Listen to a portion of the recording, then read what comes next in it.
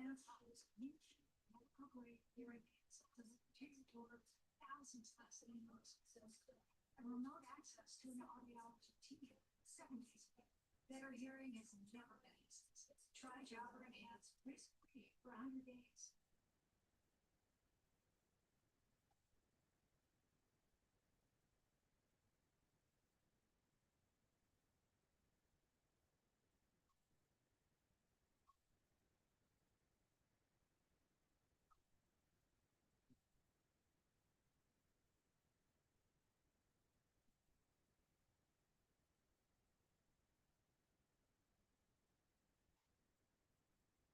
Good morning, Corey. How you doing?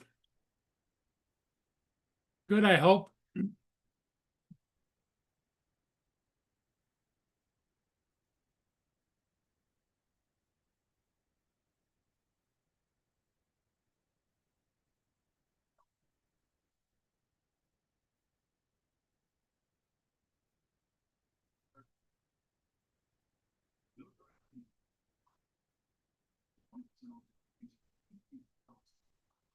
My life is constantly weeks, days, until I find new car and control. It's an herbal supplement. I remember 8 weeks and nighttime back. I was at the end of my rope, but now by today, I got Did not happen. Mitchell and Craig died a very slow payment. Classic motives. Very much in play. Killer dentist. Reading now on Fox Nation. Get in there. You got watch Amazon, right? Huh? Watch it. I said you got that off Amazon. Got mine on Amazon.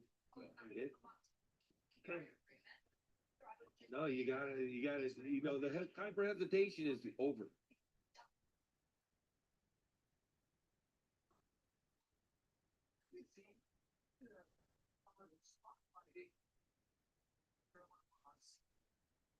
He says that's sure.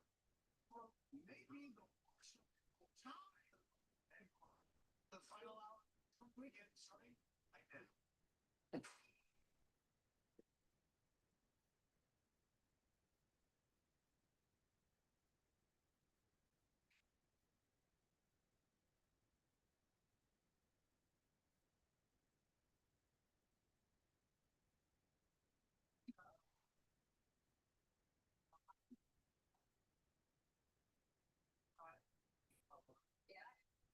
Around and I can't wait because he's right. I was so shocked when I first saw that picture. There was supposed to be an appreciative story apparently it comes bringing peace, and they say sure it's appalling. And we're going to cover that. We're going to talk about other times that the media has done that to conservatives because this is a trick of theirs. If they have to give you It's another rainy, nasty day today here on and off, going to be most of the day.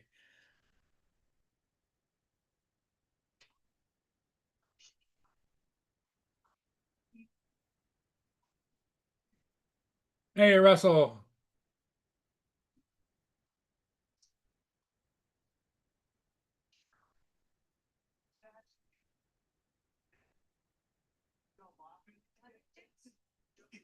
that's just the shark.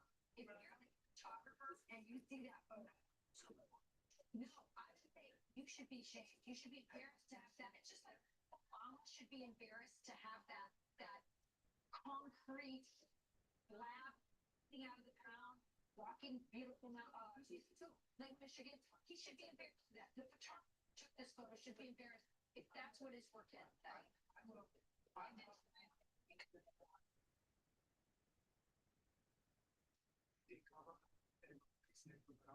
Wearing the king's crown, Yeah.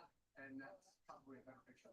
Oh, that's full on trophy. We're going to be looking Fox News Alert against Vice President Van and Special Middle East envoys team are headed to Israel this week to push for phase 2 of the Israel ceasefire deal too.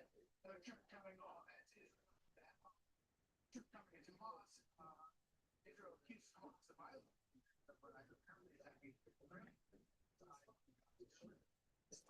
Israel carrying out retaliatory retaliatory strikes against Hamas. Oh, it's sunny in Virginia. Good for you.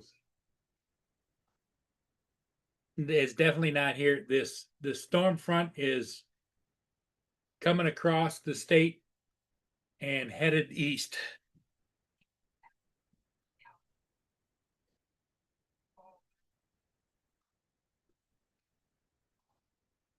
Hostages still being held in Gaza. Let's get live in. Latest details. Hi, Maddie. Good morning, guys. That's right. Well, the phase two of this ceasefire agreement of this peace deal was always going to be the bigger challenge. But Vice President J.D. Vance was optimistic last week that the ceasefire agreement was the beginning of what he suggested was a new chapter in the region, and that they were on the cusp of a long-lasting peace. And that's what they'll be working towards as the administration also takes into account the most recent incidents of violence between Hamas and Israel. The families of the hostages sending a letter to Vance and Whitcomb saying your visit. So I expected to be a little bit slow this morning, but I'm glad that you guys are here.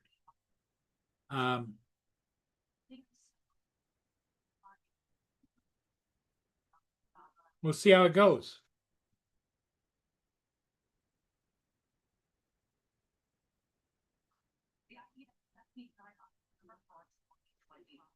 The second cease hostage was a time Adam who worked in agriculture in Israel. He had been planning to return home to Thailand, was killed on October 7th.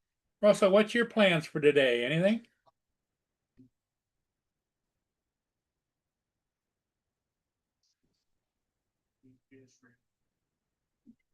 Online, what is that? It will be happening this week, of course, but it's a little unclear right now whether it'll be Monday or Tuesday. All right, Maddie Rivera, thank you very much. Most of that, it's significant, right? Because again, if we look back at the short history of it was the maximum pressure that President Trump brought on Hamas with a threat that he was going to let Netanyahu off the leash. He did not release the hostages and come to this peace agreement. He got Arab buy-in from Qatar, Egypt, all the countries around there to lead to that plan. This 20-point plan is for that release hostages. It's for a lasting peace in the Middle East, and everyone wants that. Now, all of a sudden, we are waking up to Hamas appearing to do what they always do, which is not honor a ceasefire agreement. But as Shannon was mentioning, maybe it's isolated. Maybe we're going to see more of it, and it's coming at a time when that maximum pressure that President Trump used got us to this point. We've got Jake Vance about to touch down. Trey Hayes is joining us live on the ground. You know, Trey, I think it's important to remember how we even got to the peace deal. Rick bringing up that President Trump saying if you don't come to the table, we'll not unleash Israel and Yeah, the one of the playoff games is this evening, Russell. A little bit of football here and there.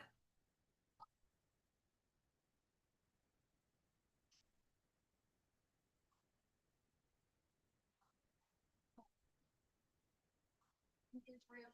And so a lot of us who are sitting here in the United States who are rooting for peace in the Middle East, now we have this situation where Israel says that Hamas is violating the ceasefire and things might blow up again. So where are we at? Where do things stand? And what can we do to make sure that the peace stands and stays in time for this transition government? Yeah, look, absolutely. And there are a few moving parts here. President Trump has been very clear. He wants the war in Gaza to stay finished, and he wants to usher in a new period of peace for the Middle East. And whenever you have a ceasefire in this region, there are moments where it's shaky. It's not a pretty thing to implement a ceasefire, and there will likely be future violations, but it doesn't mean that the president's efforts to end this war and to bring peace to the Middle East are over. Quite the opposite, actually. This was expected. The Israeli military prepared for the possibility that Hamas would violate the ceasefire agreement, and they say that they are going to launch more strikes against Gaza in response to that attack by Hamas this morning that included both RPG and sniper fire. Now, the Prime Minister's office here in Israel has released a statement It says, quote, following the violation of the ceasefire by Hamas, Prime Minister Netanyahu held a consultation with the Minister of Defense and the heads of the security establishment and instructed to act forcefully against terror targets in the Gaza Strip.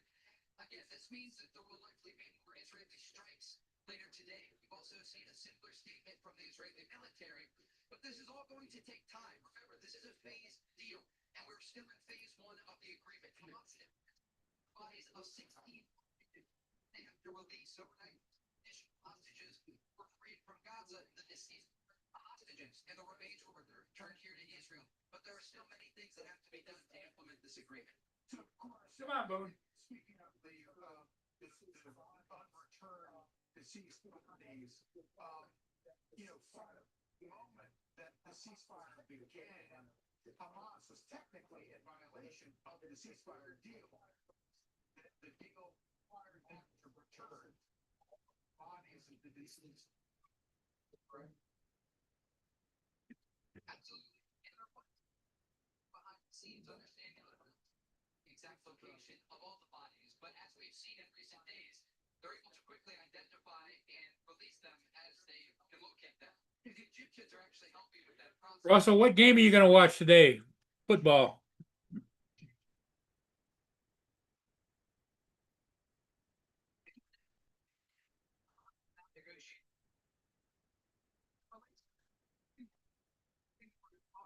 Often today and in the week ahead is the yellow line inside Gaza. This is the line that divides Israeli forces and Hamas, where they control territory within the enclave. The Israelis still control about 53% of Gaza.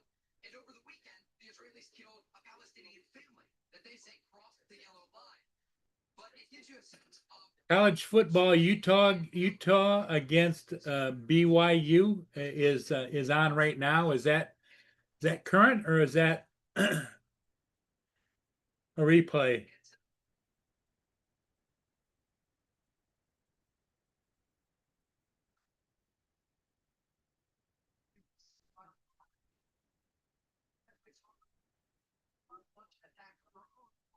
the yellow line, trying to kill Israeli forces.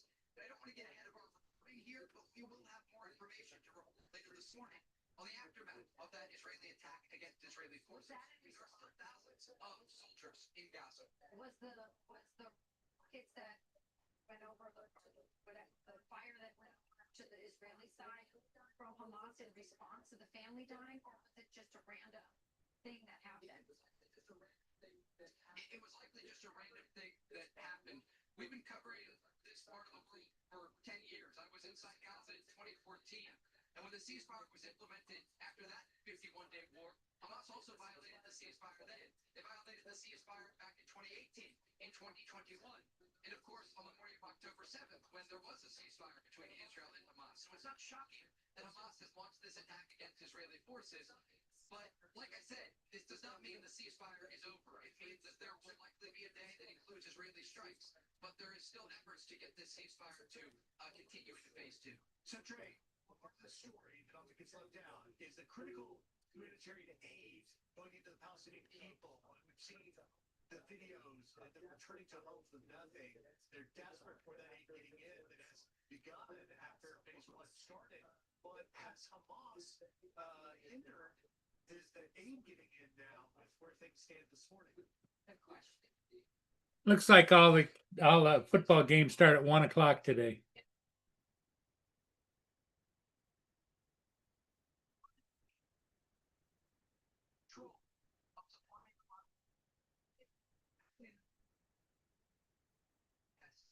Inside Gaza against Hamas. And you had Palestinian farmers in the northern part of Gaza that were not receiving aid. And you also had Fatah supporters in the southern part of Gaza that were not receiving aid.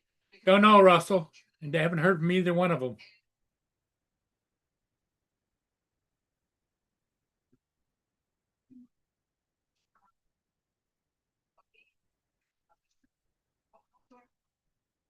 Control 47% of Gaza. And that's a lot of territory. And there is a population of civilians, more than 2 million people, that are in desperate need, not just of aid, but in a government that is representing their interests. And by launching an attack against Israeli forces this morning, Hamas knows exactly what's going to happen.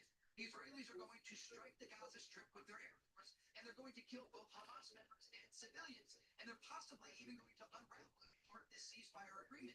So Hamas in the past and currently is not acting in good faith, and they're not representing the Palestinian people in a way that's going to lead them to a peaceful resolution. And that's part of the issue here. They don't have proper representation for the civilian population of Gaza. Trump administration wants to Here comes David.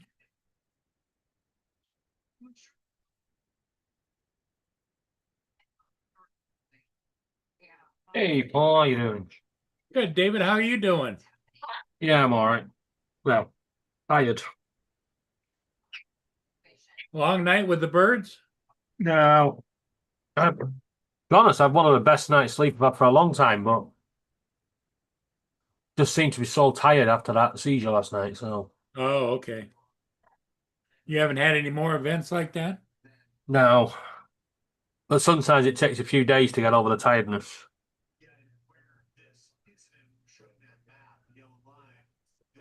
Yeah, I think TJ's working. Justin will probably be dead to the world. Russell. Hey, Corey. Hey, Brenda. Brenda. Corey Mono's been here. Yep. Oh.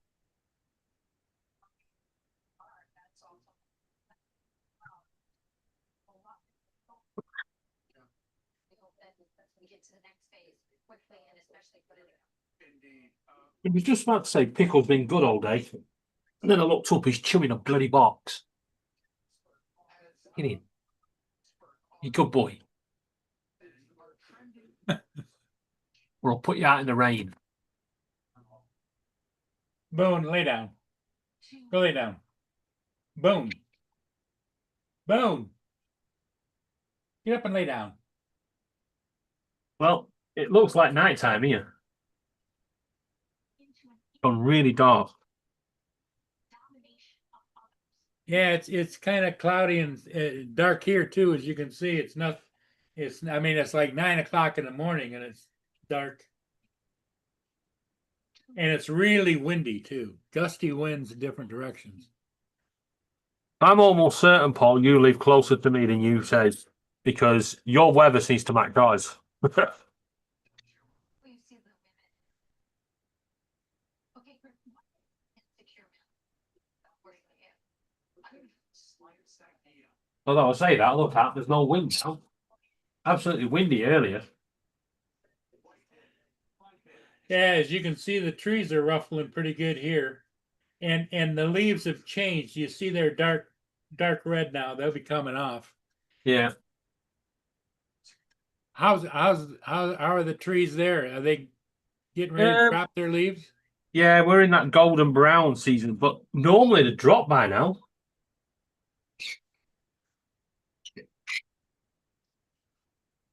But this is the problem, because we're now in storm season. Yeah, if they haven't dropped the leaves, that's what pulls them over. Okay. Wind resistance, right? Yeah, the wind can't go through them.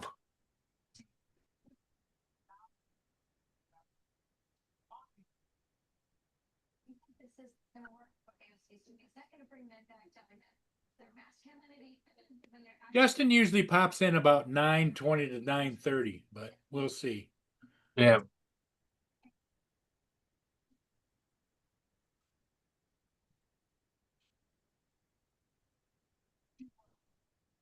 You want cornflakes? Hey? You want cornflakes?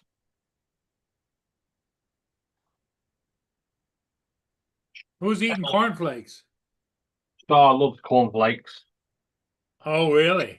Yeah. They're all gathered, because Star's on my shoulder, all the boys are gathered round me looking.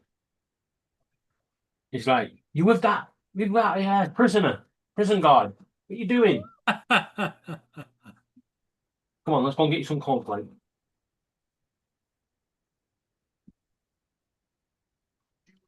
They should know where to go when I mentioned cornflakes.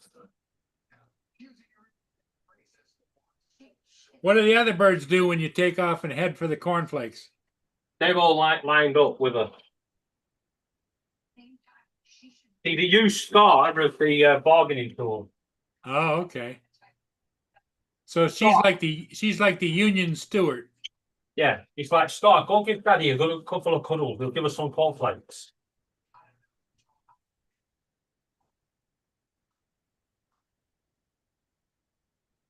There you go. You want to up here? Generation of American heroes that were born out of the hours, days, weeks, and years after 9/11. And now Republicans are leaning into masculinity as a good thing. That's not how you speak to young men, as AOC did. Here's how you do it. This is Vice President Vance, Secretary Hegseth out at Camp Pendleton with the demonstration. Now the fun starts where they all jostle for places to get into them. Our president and vice president, they have your back. And I promise you, so do I. Support from the top is all I ever wanted when I was a young infantry lieutenant. Yeah, they're only supposed to have them once a week. How much do they get? Normally about 4 or 5 handfuls. Just put them out onto the trays and then they eat what they want. They pick at them, huh? Yeah, and when they're finished, they get thrown. The Hoover gets the rest.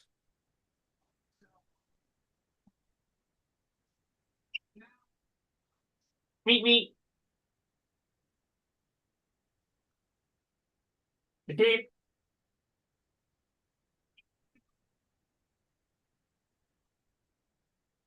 Oh, here comes the rain. The United States on down. This government is proud of you. There's a headline out of Well, now where is Laura? What country is she in? Still in England, but she's on the other coast. Okay, So she's in Cornwall, Cornwall. which is closer to you. Now she went with her mother and who else? A mum, a dad, and Hannah. And Hannah. Okay.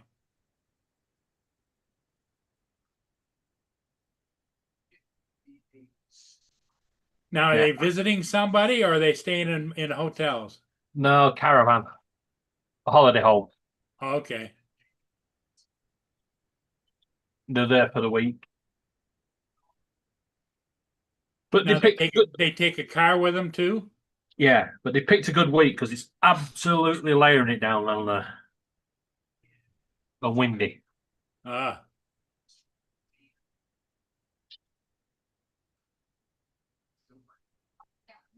that. There's no question about it. And a lot of it has to do with what Pete Hegseth has done to bring back that ethos that you talk about. We are you must be warriors, and we want you to be warriors. And that has not been the message that our Department of Defense before, the Department was sending out with their anime. So the bowl that the conures normally go in for the cornflakes, Pickle is sat in it and not letting them in. Pickle, pickle, pickle.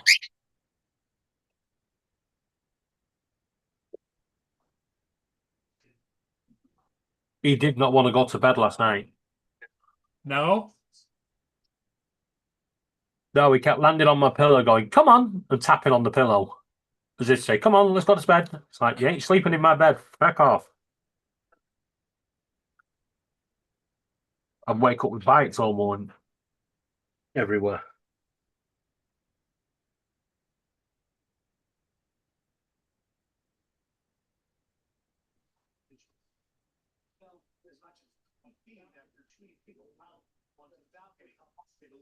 So I've given them all cornflakes and they're now all lined up going to sleep.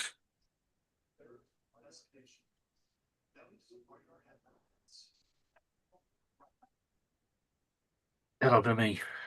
Sleep, sleep, sleep.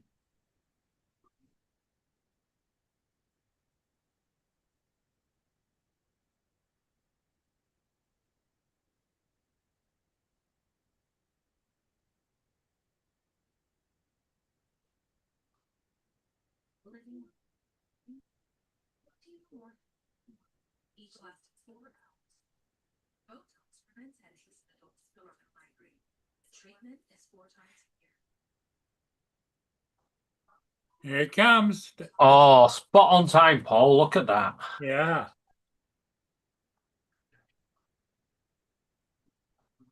Oh, Justin. Yeah, What's up with you? nothing. Sleep in? No, I was just doing stuff. Find something to eat. What'd you have for breakfast? I didn't have anything. That's what I'm looking for now. Oh, Where'd the burrito breakfast?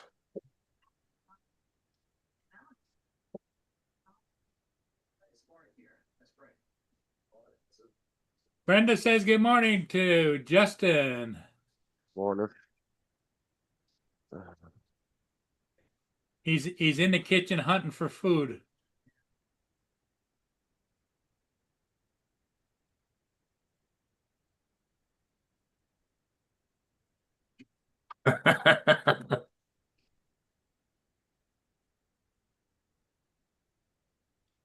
This might make you laugh a little bit.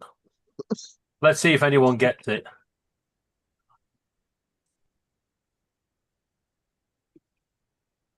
We asked 100 people to name something you might give someone you had never met.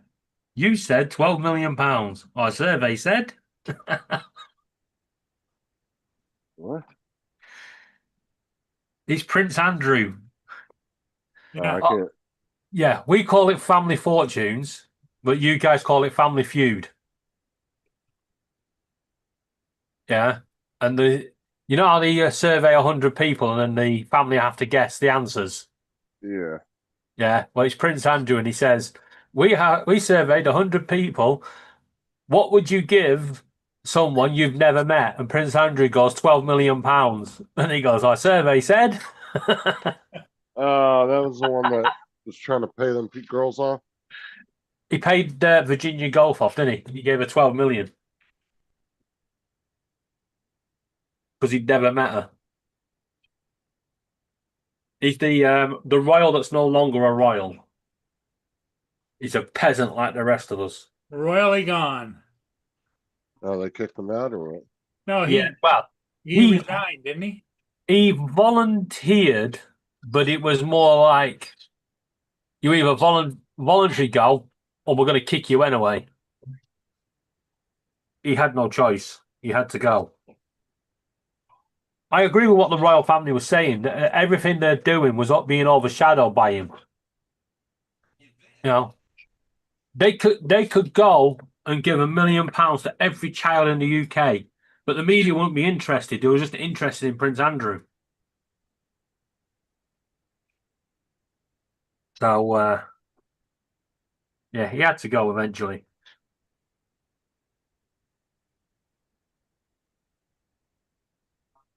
Dump him in the bin.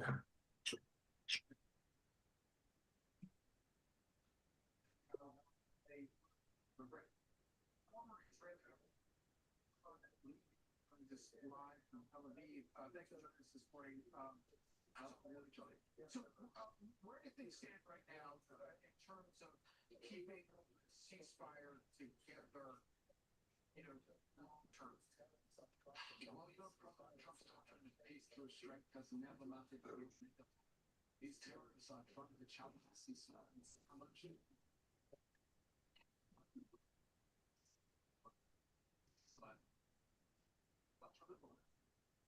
I had to go let Boone out. He wanted to go out even though it's threatening to rain. He's a stubborn little bugger.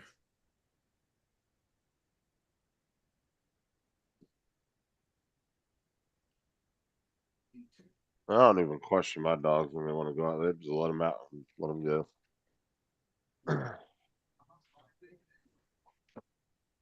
Brenda, how's your little gal doing? Good? Can't do that with birds. They ain't coming back.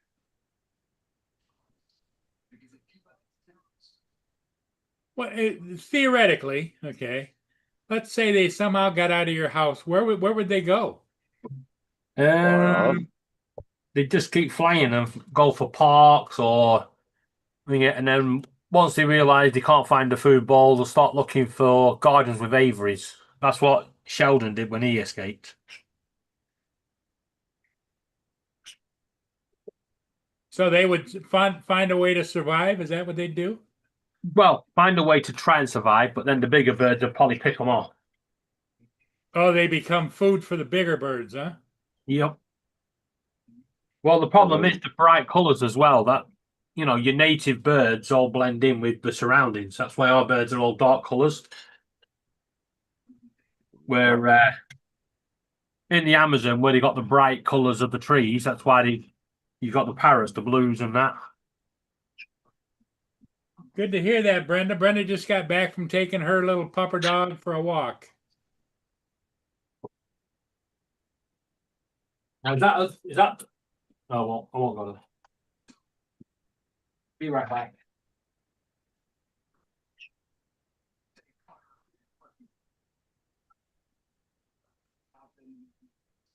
Too long for Turkey was actively taking Hamas's side. If it's conflict and it's a tragedy that it took 2 years for them to say enough is enough. Hamas has to free the hostages, and now they need to say. Brenda? Is she learning how to appropriately walk with you, or is it a little bit of a struggle?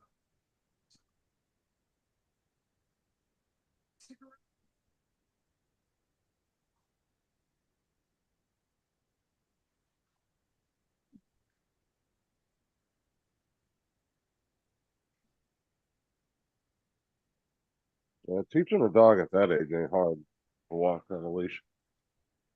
You gotta be consistent with them. Well, the thing of it is you have to be able to walk, and I don't do so well at that. So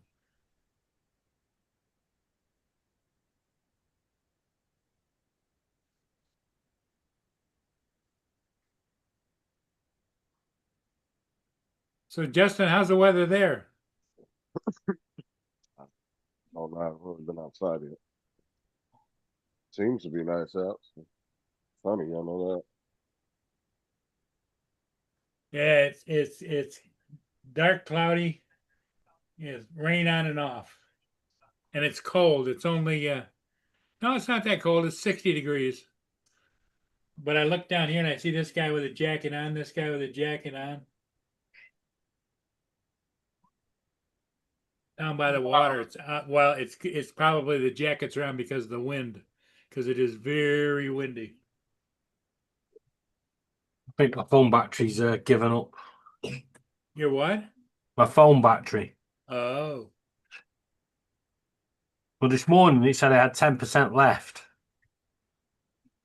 And the charger wasn't working, so I think Pickles chewed it. But that's what I thought. It turned itself off. I switched it back on, plugged it in. It says it'll be charged in 16 minutes. Which will be very impressive.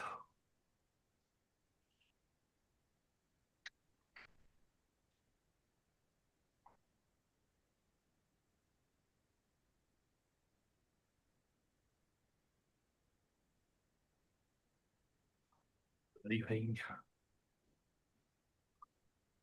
You think one of the birds chewed your cord? What's that? I said, you think one of the birds chewed your cord? No, I know one of the birds chewed the cord. He got What I told said- off for it last night. Oh, like I was going to say too, you should be able to tell by looking at it.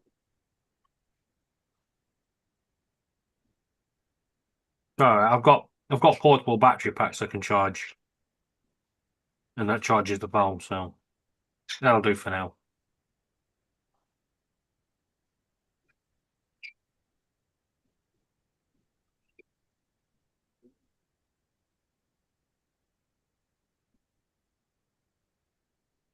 Apparently, it's a beautiful morning where Brenda is. Everybody around to Brenda's.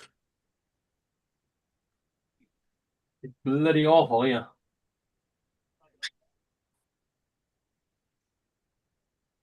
Half past 2 in the afternoon and the street lights are on. wow.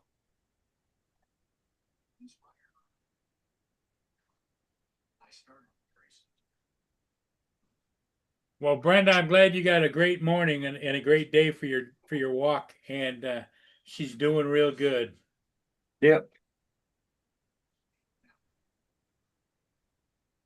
This is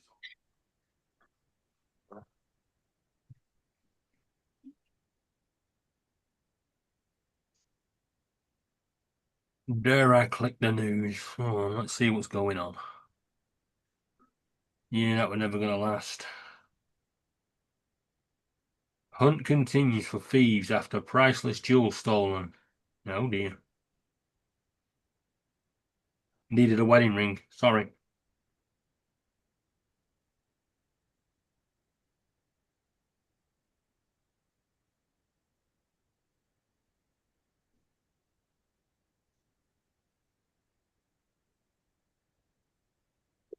They might be cutting VAT on energy bills over here. Joining us is Fox's About bloody time. I'm having you, Joe. All right, so first up, President Trump is calling out Time magazine after the latest cover spotlighting his role in the Israel-Hamas ceasefire. You know, you do something great, and this is how you get rewarded. But what did it say? Time magazine. Be right back, guys.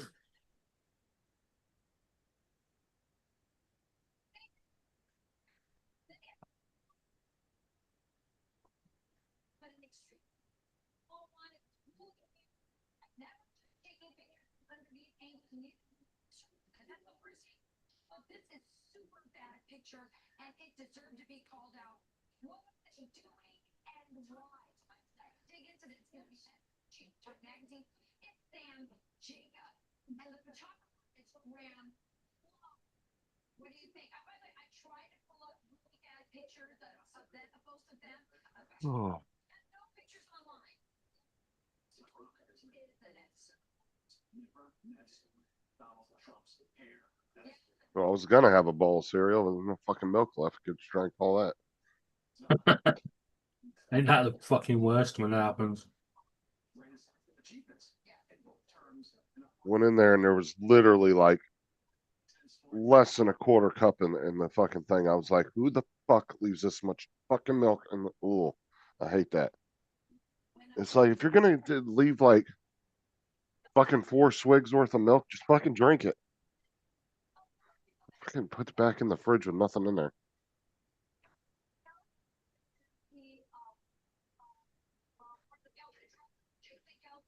It's like you go get a piece of bread out of the fridge and they'll, or out of the, not the fridge, but they'll, you go to get a piece of bread out of the thing. Somebody done used everything but the last in piece. And then they wrap it back up and put it on the counter. It's like, just fucking throw it away at that point. Like there's one piece of bread left.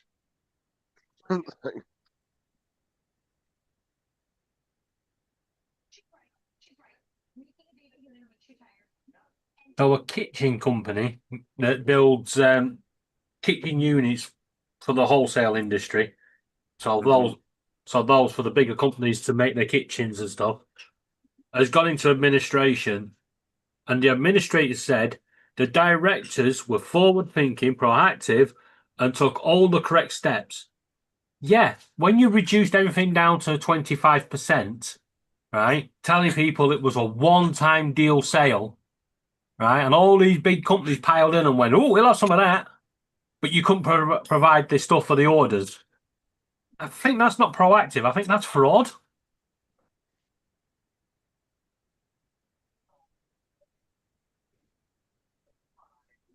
Yeah. In fact, I'm almost certain that's fraud. choose me. Oh, you should have saw me last night, David. I was running around like this. I had this really like swole character. It was like huge. He was like really built. All I right. named him Trent Swellington. Tricks Wellington. Yeah, we were going around doing a fight club in front of the cops. That was hilarious. We went up on a billboard and we're fighting. What is that? Was that in GTA? Yeah, last night. Yeah, Yeah. me and Hillbilly were doing a video. We were doing a live stream together, and he was another built character. So we were just running around the map, fucking fighting in front of everybody. And then the cops were like, "So what are y'all doing? Having a fight club?" I was like, "Yeah, watch this." and we ran like 5 feet away from him. And I was like, I'm gonna butter your ass, and I just started beating the hell out of him.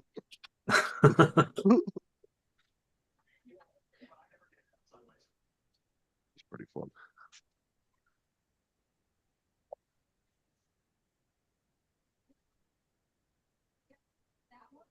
That works, yeah. There's a lot to Wow, it's gone so dark here now. The birds have all gone to sleep. the best way. No, I agree. So I can agree. All right, Joe Concha. Thanks for joining us. Thank you, Rachel. You got it. Go ahead. It's more like 2:30 in the morning and 2:30 in the afternoon. It would have to get super dark here for the streetlights to go on. That's what I mean. That's how dark it's got. The street lights have come on.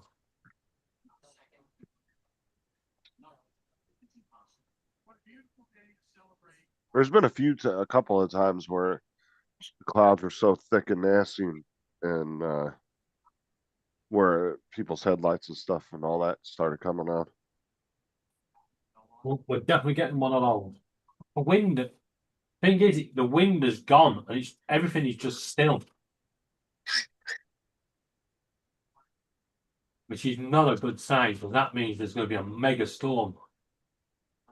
As they say, the calm before the storm. Oh, we're getting in our less rainy season because we haven't had any rain around here in like almost a week now. You guys know, it's your hurricane season, isn't it? Yeah, till November. But there's like nothing really going on out there, and every time there's a storm does kick up, it just goes right back out in the Atlantic. So we've been pretty lucky this year. So it's like it's almost like we got an invisible wall around the U.S. at the moment. Well, that Because they'll get within like 400 or 500 miles of the U.S. All of a sudden they'll curve that back up and go back out east. So, I love my face. Take the flip call, your whitest smile yet. And if you flicker right now, minute, Justin. extra smile. do I? Just a minute. Multiplies last. Oh man.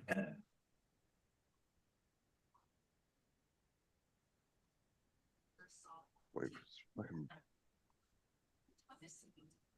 Wide road, gently restoring you. Youthful smile. Plus, clinically shown to brighten your teeth 5 shades whiter in just 7 days. If you could use something so easy like Smile Actives to take yellow teeth to white teeth, it's just $24.95. What are you doing? But hurry, this Hey. deal, Smile Actives guaranteed to work. Whiten your teeth. Fuck you. Did you? Well, have you done yet? Free shipping, a free extra bottle. That's in credits, 58% savings. Get a code smileactives.com or call to get your beautiful white. You getting these ships today, Paul? No, it's just too windy and it's too nasty. No. You are going in, mister.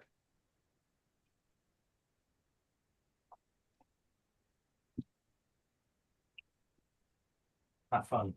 You wouldn't tell that by the Stay away. TV there. I mean, the water looks a little choppy, but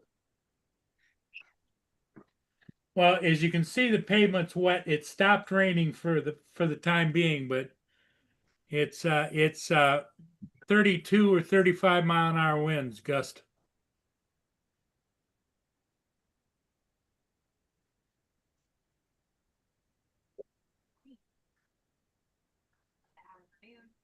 Right, that's Pickles in. You got Pickles ripped in? He's in the cage. Ah. He attacked one of the cockatiels. oh, you made him go back in the cage. So he goes back in the cage for an hour.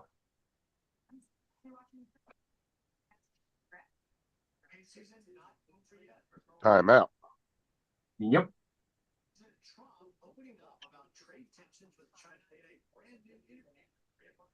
See, Johnny Drone Flyer is on with his buddy Joe.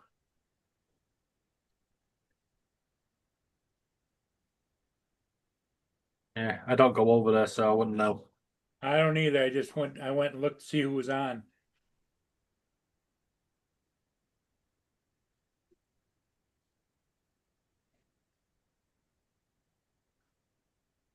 Yeah, I honestly don't know when any of those drone channels are live unless somebody tells me.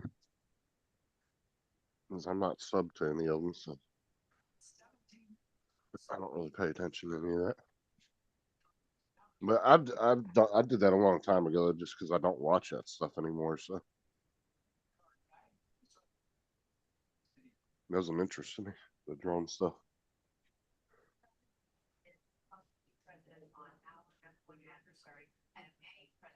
Well, this could be a short live stream at 10 o'clock. I think I'm going to close it down. Why? We only got 6 people watching. Look at this. I'm on the rear somewhere. Oh, boy. Yeah. Yeah. And Laura's over here now. She's had this.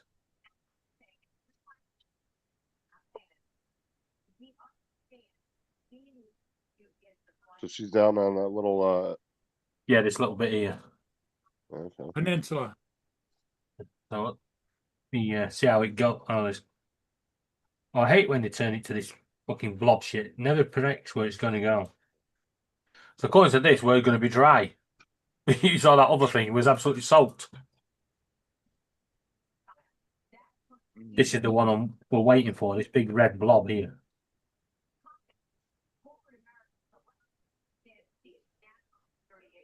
Well, you got some more coming in though. Yeah, it's all this. Oh yeah. This was meant to be up here. According to the weather office.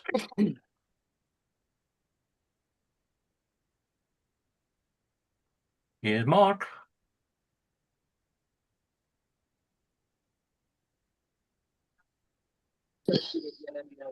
Breathing down and then to let it get away from them.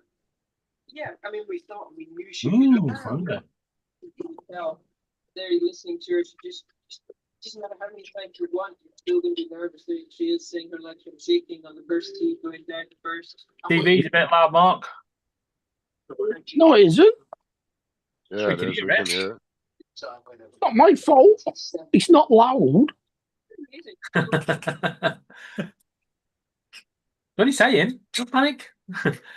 How's the weather where you are, Mark? Because it's Wet. gone. Yeah, it's gone really dark here. That it's so dark the street lights are on. Oh, it's not dark and it's not raining hard. It's just a fine kind of drizzle. Like a mist? Well, heavier than mist. A drizzle. Okay. Yeah. So we've got no wind at the moment. Everything is still, but the freaking rain hammering down. Drizzly mist. Kate's somewhere near you. Oh, she's in Kate. Florida? No, she's in Farnborough. Oh, she's in Surrey, isn't she? Barbara. Did you say the place was named Sorry? Surrey. Sorry. Surrey. Oh, okay. Surrey. Yeah, she's in Farnborough.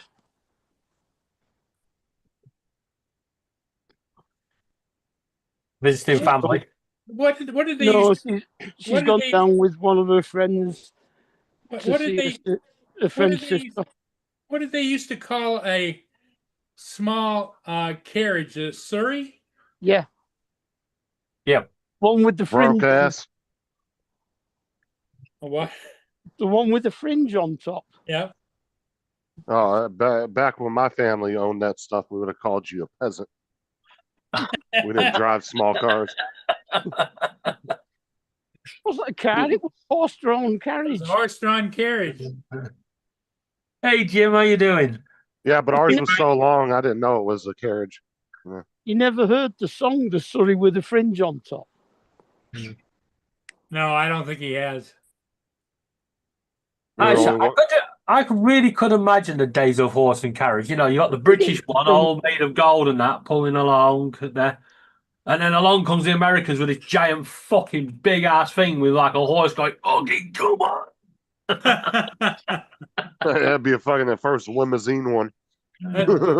we call them stagecoaches. And of course, you'd have to have a couple gun turrets mounted to it. Yeah, rocket launchers on the back.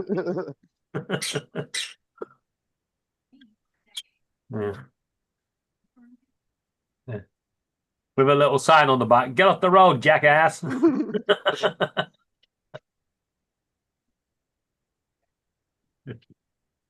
No, that's the one thing we have got. Our stagecoaches are bigger than theirs. Yes. Well, really, that's going to have to change then. Calling the stagecoach manufacturer right now. Good morning, Jim. Well, Stagecoach is a bus company. yeah. They carry like 72 people. Well, the double decker can carry up to 109, is it? If you include standing. Yeah. No, our stagecoaches were just two seats in the back of the carriage and facing each other, and I think. I don't think there was any windows on them. It was just Oh yeah, there was windows, and they carried 6 usually, 2 feet, 3 forward, 3 backwards, and then another 2 if they wanted sat on the back. Yeah. And the driver and his mate on the front. You know, I've just had a real good idea for the remake of Blazing Saddles. They never let us drive in our own circle. So the British just went round and round them. Yeah, we created our own American. We just went right over the fucking top of them.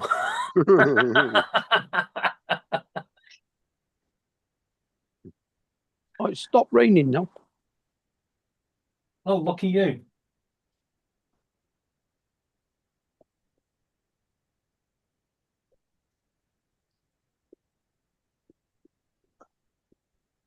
I mean, and you really think about it too, they'd make these wagon circles.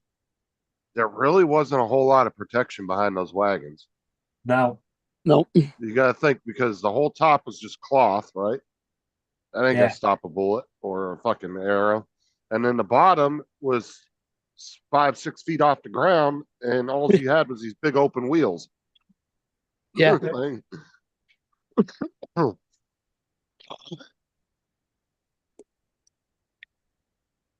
Yeah, but back then they didn't have to worry about potholes like you do today. You could lose a horse-drawn carriage in a pothole in the UK.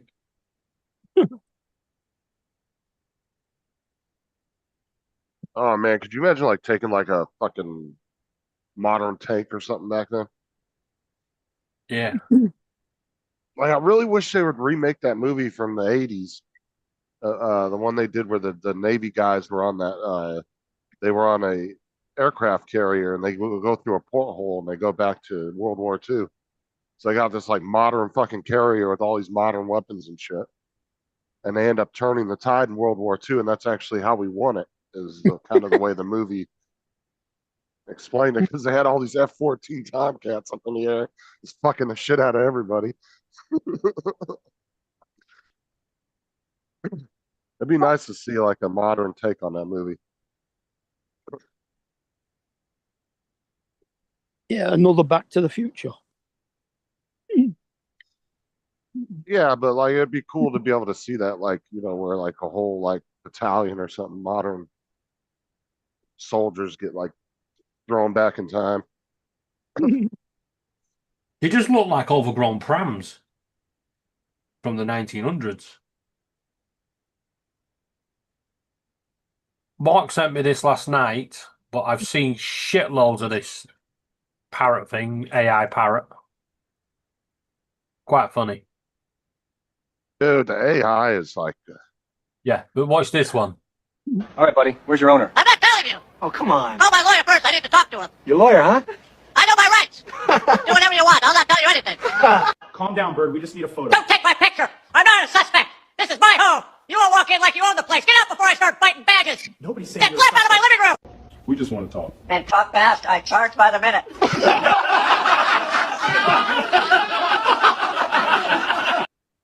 Yeah. The first parrot sounded American. They're all American. They're American cops. But it's Oh, yeah. That's that one channel that keeps doing all the cop videos. yeah, they're AI generated. Yeah.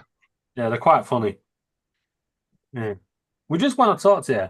We'll talk faster. I charge by the minute. Yeah, those are the ones that keep doing all the freaking stereotype ones too that are a little edgy. Yeah.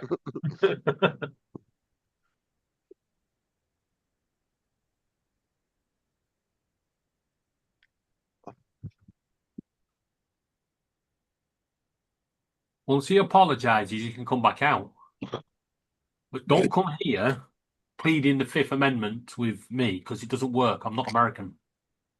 I'm telling you though, they've really got to get some kind of legislation in place for this AI though. It's going to get out of fucking control because it already is. The AI, Right. but they think the AI bubble's going to burst. I don't know, but they still need to put laws in place whether it is or not. I mean, Yeah. Well, the problem is you've got Nvidia in the middle, which is the big player. Yeah. Then you got all the chip manufacturers on the outer circle, and then you got all the AI providers, and they're all swapping money between each other. It's just going round and round. So when Nvidia says it's making 750 trillion, yeah, what they're not telling you is of that 750 trillion, yeah, maybe 350 trillion is going out to the chip manufacturers to make more chips, and then the chip manufacturers push out more to the AI providers, and then the AI providers push it all back in Nvidia. So literally, it's just a massive money laundering circle. Well, Just wait until McCain get involved with AI. Oh God, we don't want their chips involved. Well, see, Nvidia's pretty much got the market now because AMD backed out of doing industrial GPUs anymore. They're just doing the normal GPUs that an everyday person would buy for their computer. They've backed out on doing any of the big ones. So Nvidia's pretty much got that whole market to themselves now. That side of it. Because Did you AMD say said AMD have pulled out the big ones because they're launching some really big graphics cards.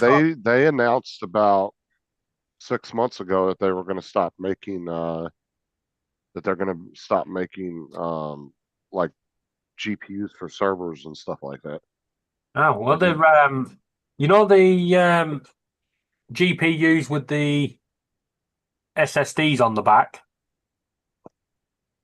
I knew it was a concept. I don't know if they've actually released any of them. No, they've not. I don't think they've released them yet, but I know AMD apparently the ones that are going to be releasing them soon because they've got a 64 gig graphics card in plans, and it's got 4 solid state drives on the back. Well, the one they were talking about that was more of a concept idea at the time was about a year ago. Yeah, the one with 2 on. Because it was you have 16 rails, you use 8 for the graphics card, and then each M.2 would need 4, which would allow you to put 2 on it. So I don't know how they're, but I haven't actually seen one available to the general public to buy. No. Let me have a Google on that. I mean, it's a good idea if they can actually build and make one. Well, it's going to be a bit bloody expensive, isn't it? I mean, what's the highest one at the moment? The 5070, and that's about $2,500. No, 5090. 5090. Yeah, and that one's fucking expensive. Yeah, about as much as a damn normal computer costs you. Like if you built a pretty good computer for $2,000, you could build a pretty good computer. Yeah. I think the 5070 is only about $1,000, isn't it? I don't know. I can't remember the prices. I haven't looked up the prices in a while. Oh, it looks like AMD might have been pushed out the market by Asus. But now, see, Intel's been coming out with their own graphics cards, the ARCs, and they apparently have been pretty decent little graphics cards, from what I've seen. They're the ARC series. But the problem is NVIDIA's got about, I would say, good 60% of that market. So it's a hard market to get into because AMD and NVIDIA are the two big boys on the block. But NVIDIA is just fucking massive.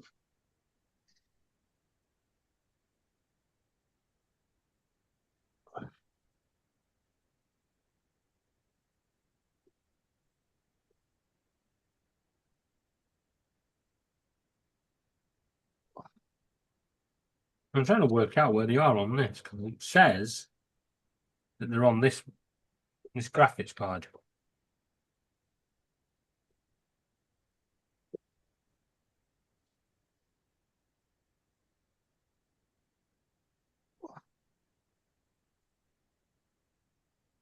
What's up, Jim? Jim's Droney. And Jim. Go in into slot.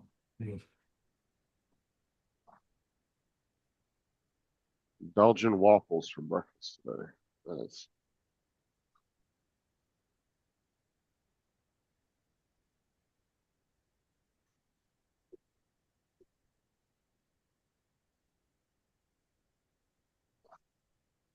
Joel, what's up, man? How's it going? Right, so a ZUS 460 Ti, 8 gig, DDR6, GDDR6. That's They've the VRAM. they've got one M2 slot built into theirs. Yeah, and a lot of these new motherboards coming out have a minimum too. Some of them have 3 on them. I've seen one with 4. I saw one the other day, and the ZUS one, it had 4 M2 slots and 8 SATA slots for hard drives. The problem too is with some of these big M.2s, like the 4 and 8 terabyte ones. Yeah, Those things are getting. You got definitely have to have a cooling on them because they're getting really hot. They'll get real hot. well, it's not just that. You've got. I don't get all these 8 terabytes. You lose an 8 terabyte freaking SSD, then you've lost quite a lot of data. Well, I mean, it depends if you're using that much. Some people go way overkill on their memory and don't even end up using half of it. Like I said, I got 3.5 terabytes and I've only used maybe a terabyte and a half, if that. And I got quite a bit of shit downloaded on my computer. It's mostly the games that take up most of the space. But the great thing about having Steam and Epic and all that is those are permanently stored on your library, so you can delete them if you're not playing them. And then you can come back later on and re-download it if you want to play it again. Yeah, I think one day this week, or maybe next week, because no, I can't. Next week's wedding. Shit. Well, I've got to find somewhere to fit in the upgrading to Windows 11.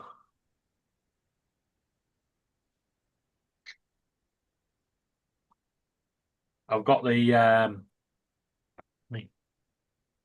Actually, talking about that, I better sign into my Microsoft account. Yeah, I had to go and put Kelsey's laptop because it's not eligible for Windows 11. I had to go and do the thing to extend it for the next year. I had to do that the other night.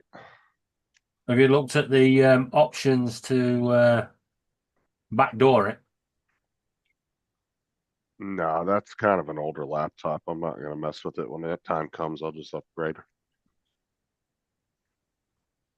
So just delaying the inevitable. I mean, she gets another year out of it. I'm not worried about it. So.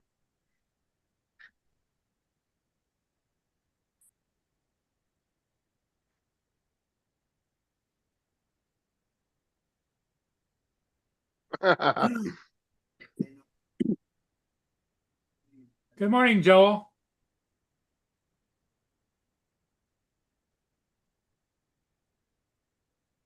Watch this video that AZ sent me. Pretty funny.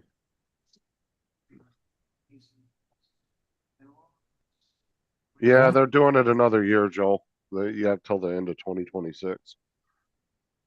So You've only got Hey, until the 14th of November to sign up to that extension.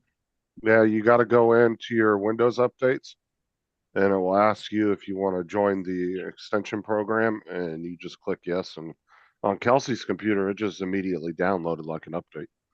It only took like 2 minutes to do. Got a question. Did you do the have you guys got the free version of it now? Because they were going to charge. It was only UK and Europe that were supposed to get it for free. Everywhere else was supposed to pay $30. No, they didn't charge me. They just did it as a normal update. It's do you want to join the extension program for Windows 10? And I clicked yeah, and it downloaded and installed. I don't think they'll do that over here because they'd get too much backlash from people trying to charge them $30. I honestly don't think they'll do that anywhere because they're going to end up getting.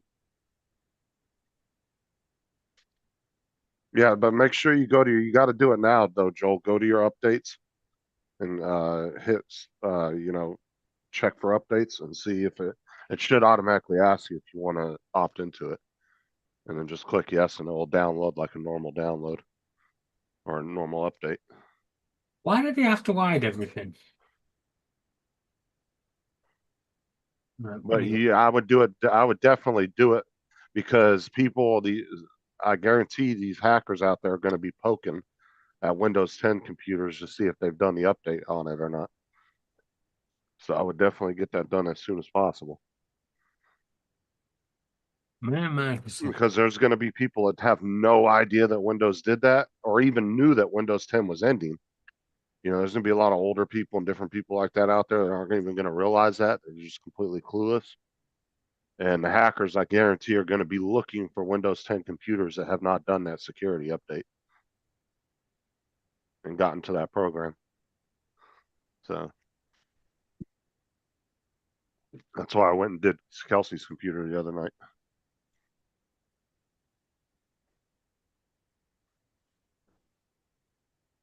Because you have to opt into doing it. So if you don't do it, that's what I'm saying. It's going to leave your computer vulnerable because you're still going to be on the old shit.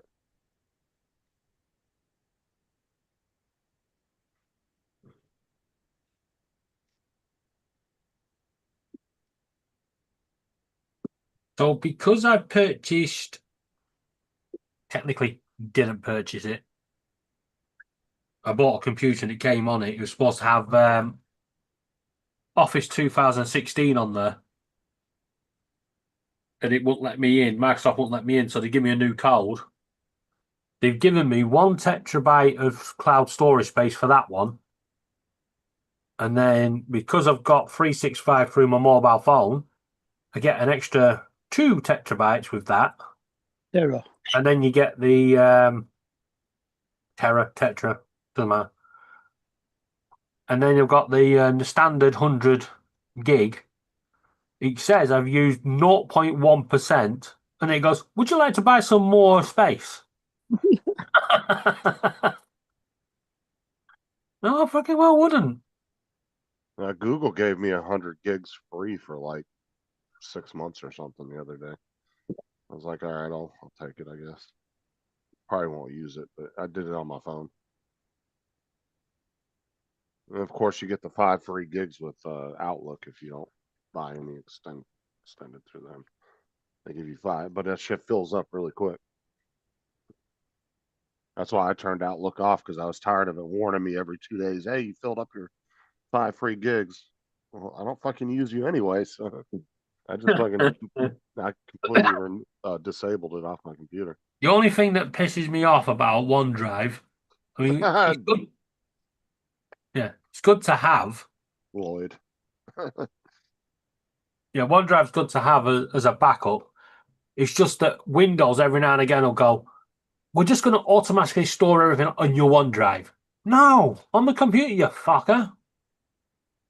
Lloyd said, you mean my Windows 98 isn't going to work after next year?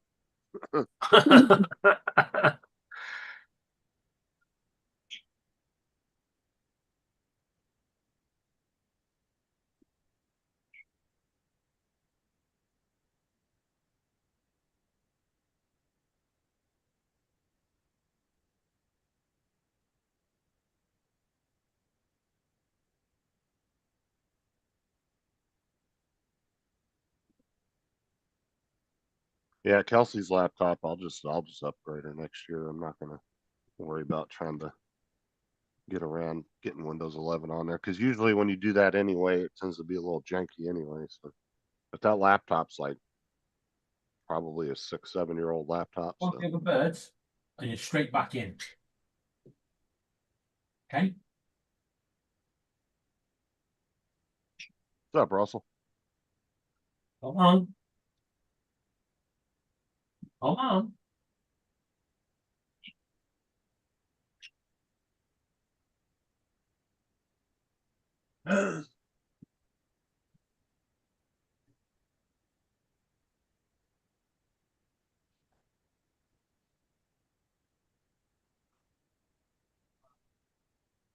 Gonna be good.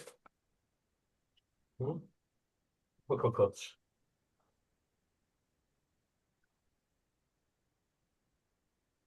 I want to say hello to these guys. Think. Can be good at times.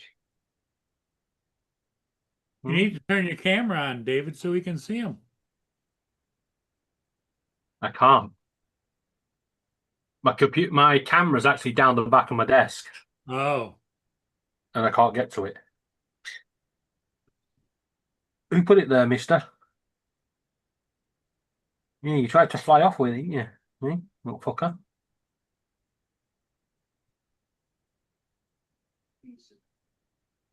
I like once you've got hold of him, he just cuddles into you.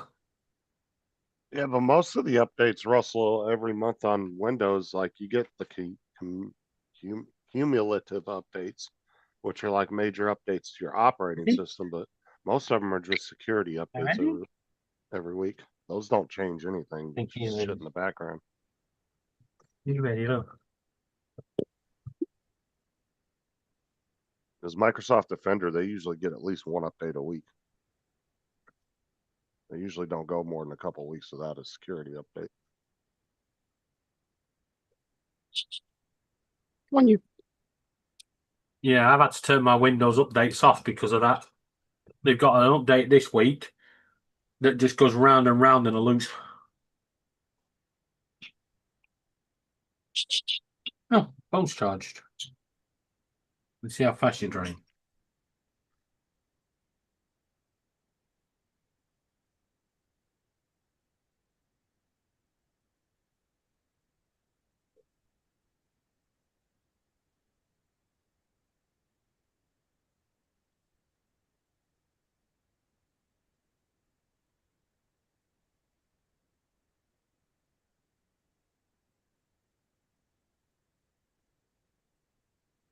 Yeah, definitely not, Joel.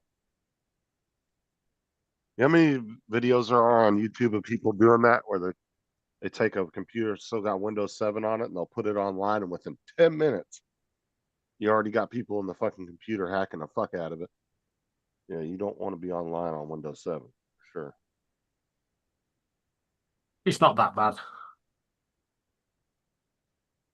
You have to. The thing is, though, the only way people can hack you have to download dodgy stuff. You know, if you did a complete clean install of Windows and put on the old Windows Defender or, you know, some old antivirus, it will still bat off most of the hackers today. I wouldn't recommend using your banking on there and stuff, but I mean, it's better for not to general use it at all. usage, you should be all right.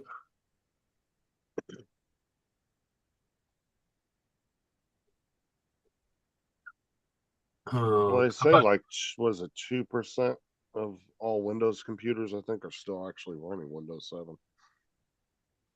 But it's a lot of people. It's a lot of people that live in like third world countries and shit. It's not. But you got to remember, up to last year, our NHS was still running Windows XP on extended licenses from Microsoft. Oh yeah, there was companies still using XP and all that. Yeah, because they have it's a commercial, it's an enterprise version that's still supported by Microsoft.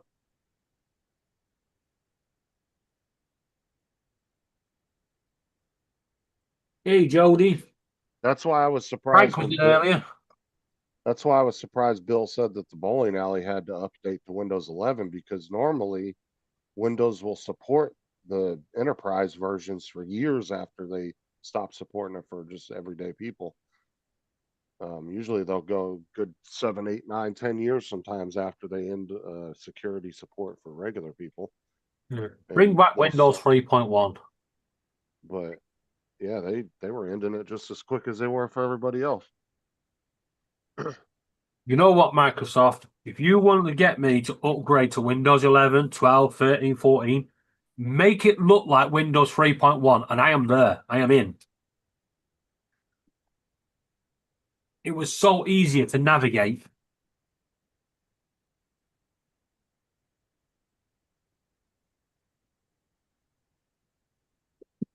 I think Microsoft. Yeah, sorry. As I said, most of the programs that you can make your computer look like an older version, usually they only go back to Windows 7. Yeah. I know that's my Start 11 will only go back to Windows 7. Yeah, no, but it'd be good. Wouldn't it be good to have Windows thingy? Windows 3.1 your computer. Because can you imagine somebody comes to steal your computer to switch it on, they're like, oh fuck. Just chuck I it. honestly don't even remember what that looks like. It's been so many years, and I was real young at the time, so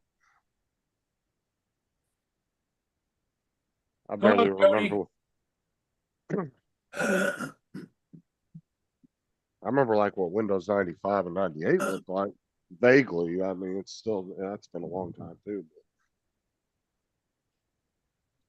But I think Microsoft as well have got this thing that they think Microsoft software has to act like a game, you know, you got to more clicks.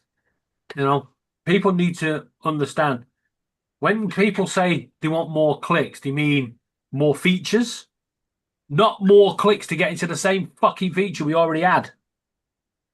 You know, one click, you're in control panel. Now it's 5 clicks just on Windows 10. I just go to the search bar and I type in control panel and it'll pop up and I click it. My very first PC had Windows 3.0. But if it's something that you're going into a lot, like say if you're going into your control panel quite frequently, so I can make it a shortcut. I got it as a shortcut on my desktop. Star Trek Voyager on Pluto.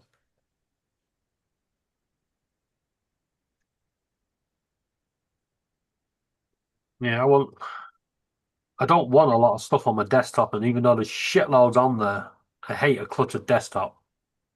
You have to go around hunting the fucking things because Windows will. You switch your computer on, and Windows will go, let's reorganize your icons. Excel was here a minute ago. Where the fuck is it? Yeah, it was like I was helping Joe walk his icons because his computer kept doing that. He'd hit a button and all of a sudden his icons would just go bloop all the way around. He's like, what the fuck? It did to him like 3 or 4 times. I keep getting them, putting them in. I keep going in and changing it to icon type, and it puts them all back in the order I need them, and then suddenly it'll just go, no. Joel said his first one was 3.1. Yeah, we had a computer in the early 90s in our house. We were one of the few people that actually had a computer. Oh, my dad and uncle went out and they spent fucking ridiculous, like 12 grand or something, buying 2 computers, one for his house, one for my uncle's. I think my first hard drive was 100 MB, which was deemed big at that time.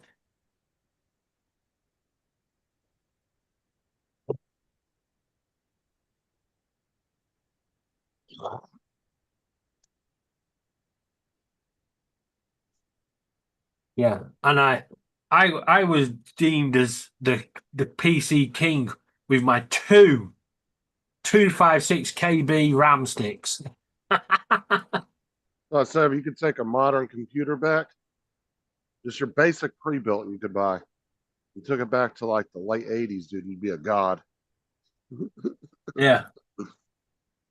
I really would like to try and put Windows 3.1 on a modern computer. I don't think it would work, but it'd be funny as shit.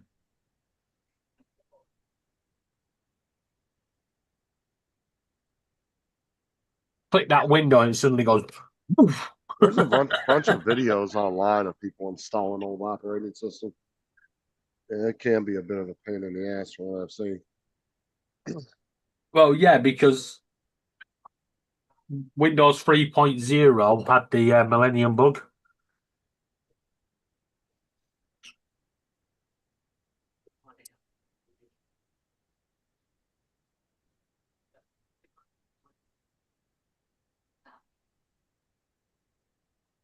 I should remember, you used to be able to get more on my floppy disk drive than I could on my hard drive once Windows were installed. So I remember when, because my dad's businesses, I remember when they came out with the zip drives, and I remember my uncle and my dad thinking that was like the coolest thing ever. Yeah. I remember moving from tape drive to floppy disk. Jesus. That was the best thing ever. Gone from listening to 30 minutes of fucking screaming just to get told there was a data loading error at line 1. Well, you fucking tell me at line 1, you bastard. I remember doing that in school. We had the old Apple computers, and if we were going to play a computer game, you had to put the big ass floppy disk in there. Yeah. See, at primary school, we used to we'd start PC lessons or computer lessons, and we'd go in and we'd set the tape drives going on our computers, and then we'd go and do an hour of maths and come back, and most people had to restart and go back to the start of the tape and go back and do more maths. Now, I remember in middle school, we got the webcams for the computers, and they were so fucking slow processing like, the video. You would jump, and then it would like be like 20 seconds behind. Yeah.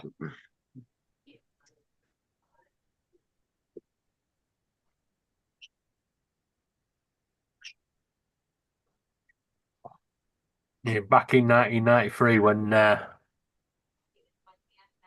the widespread local area networks in colleges and stuff came about. And you'd just message someone and go, "Oi, dickhead, I'll knock you out in a minute." And they'd be like, "Where are you?" "I'm in the library." And you've got to watch them walk past your classroom going to the library to go find you.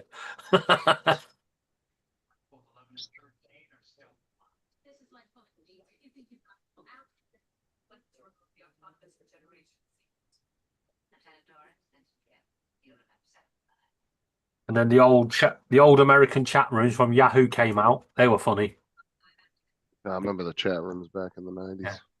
I used to love going in there and go, "Hey, guys, if you press Alt F5, Microsoft will give you some free emojis." And all of a sudden, you just see the chat room empty. It's like, knobheads. Alt F5 restarts your computer like it used to. Oh yeah, the God forbid you said you were like an underage girl, and all of a sudden you'd be like fucking 50 people trying to message you at once. Yeah. Good God, yeah, it was bad. You used to get the Americans coming in the British rooms going, "Death to Britain! Fuck off, you prick!" All hell and break loose. And then you've been in a massive row with people, and all of a sudden somebody will go, "Hi, ASL." And they'd all just everyone just reunite and turn on them. I remember that ASL, age, sex, location. Yeah. You always replied back, "Old, no thanks, fuck off." No, I was always a 21 male from New York, even though I was like a fucking Yeah. 12 years old, 13 years old. Yeah, well, you got to remember, the first time Laura messaged me was high ASL. I was like, old, no thanks, fuck off. Then a couple of days later, I messaged her back to apologise. She told me to fuck off.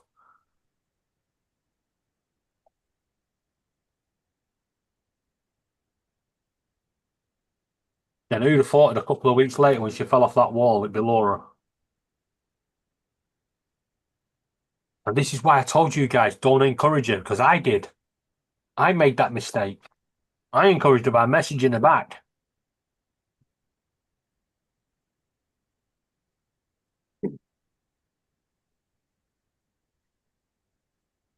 First computer I came across was when I was at university.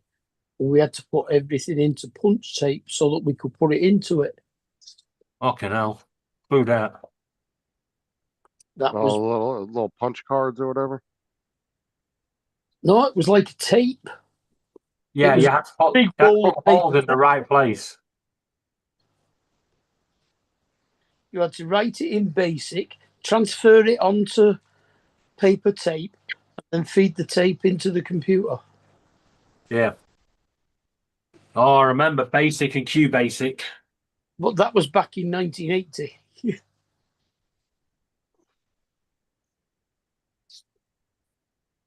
Yeah, I remember QBasic. We used to go in and get to the teacher's computer first and go down to something like line 1000 and say, if n equals 2, go back to line 1. And the teacher would be trying to teach you something and it's going back around in the loop. He's like, I fucked around with this.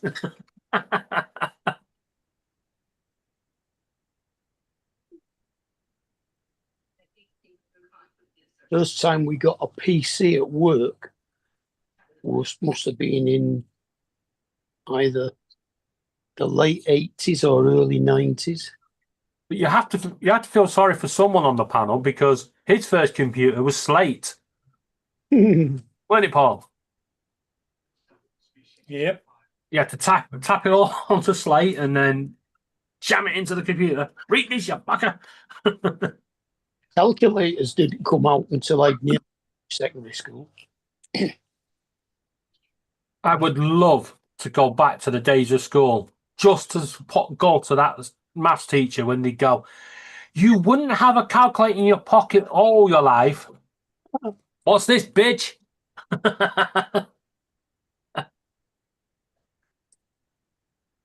You remember getting told that you wouldn't have a calculator all the time. Now you do. That's like all the kids at my kids' high school figured out if they use the VPN, they can get around all the blocks on the internet there. Because it like blocks you from going to like all the social media sites, all that stuff. Yeah. So the kids started using VPNs to get around it.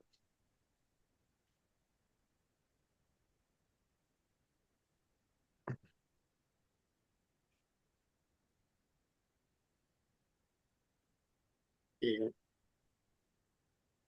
Back in the days when database was DBase 2. God. They've removed Microsoft Access, haven't they? I don't know. I used to use that a lot at work.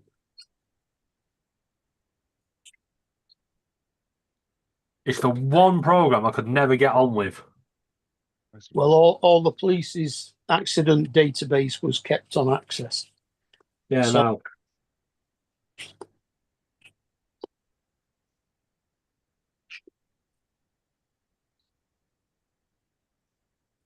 If I remember correctly, we had Texas Instrument PCs in grade school Yeah. with a keyboard built Instrument, in. the Sinclair. Yeah. Texas Instruments were our calculators. Oh, they still are into that big time. They still make big And professional calculators. And they're We expensive don't as think they fuck make too. calculators anymore because no one uses them. Put your phone on. No, Well, yeah, but the problem is like the graphing calculators and all that stuff. Your basic phone calculator doesn't have all that shit built into it, so they still do use the kids still do buy them. schools still do require them. Some schools or some classes might still require you get one. Yeah. I mean, I'm sure there's an app out there you could probably download that has all that shit built into it. But and they're not cheap neither, dude. Some of those calculators will go for $200-300. They're fucking expensive. And there's even a market for old used ones that are considered collectibles now. I know the pound shop no longer sells them. They used to sell £1 calculators. You can buy them at Walmart now, or you Yeah. can still buy the expensive ones. With a little solar panel on. It should be no fucking good today for here. No, if you're doing basic math, like math problems and stuff, and you just need a basic calculator, your phone's the way to go. There's no point in having a separate thing for that. There you go. Now, Paul, make a call on it. The Casio calculator. Yeah. See if you can ring Justin on it. A lot of people like taking those Texas Instrument calculators and they'll actually install games on them. Yeah. I've seen some people that have installed some modern games on them.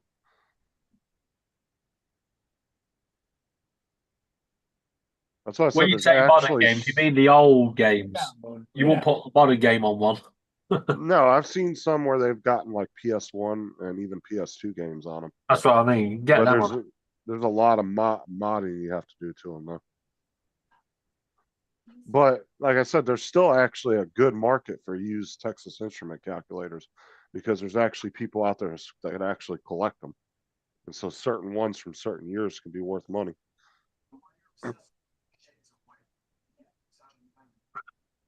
And if it's a newer one, it's like a $200-300 one, the pawn shops will actually buy them from you. Because like I said, there's a lot of schools and classes that require you have one of those.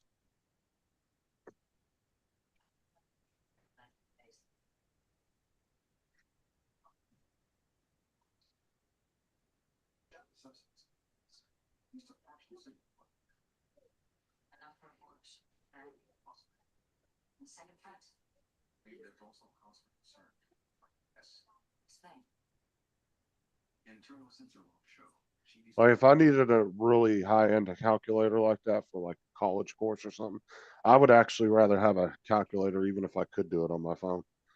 Because that one time somebody sends you something and a fucking notification pops up and you click it and fuck up your whole math problem. Or something stupid like that happens. Well, you know, the thing of it is, and I don't have one anymore, but remember you used to have a calculator stick where you slid the things and moved them around?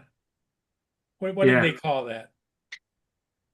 Oh, fuck, what were those called? You're talking about it had the little beads you would slide back and forth? Yeah. I can't remember what you call them. Oh, fuck, dude, it's right on the tip of my tongue, dude. Hold on. There was a chance to contact the collective. I took advantage of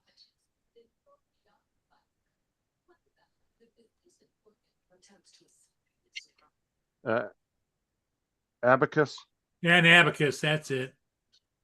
Yeah. I've actually got two of them. They're for the birds. The birds use them? Yeah, they just chew the beads and slide them back and forth. Oh. Gives them something to do. Yeah, there's a ton of people probably over my age, you know, in the 80s, 90s, 100 that used an abacus regularly. I used an abacus in school. I'm nowhere near your age. The slide rule. Slide rules too, yeah. Yeah, is what Lloyd was saying in the chat. Abacus was that was an old Asian, wasn't that from Asia? Yep. That whole design.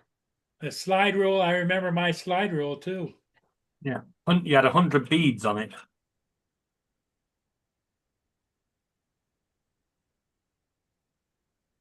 The top one will you be counting in ones, the next one will be twos, and then so down you get down to the bottom counting in tens. I want to say in middle school they showed us how to use those. I remember using them in school at some point where they were teaching us how to use those.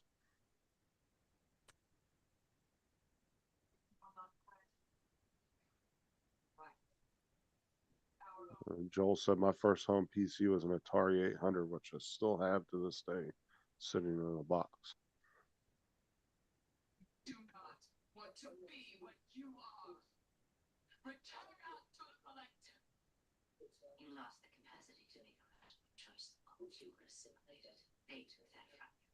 And until I'm convinced. I need to find a Windows 11 laptop that will run Zoom and OBS. Staying here. Then you are no different. Because my plans have gone out the window for using Prism.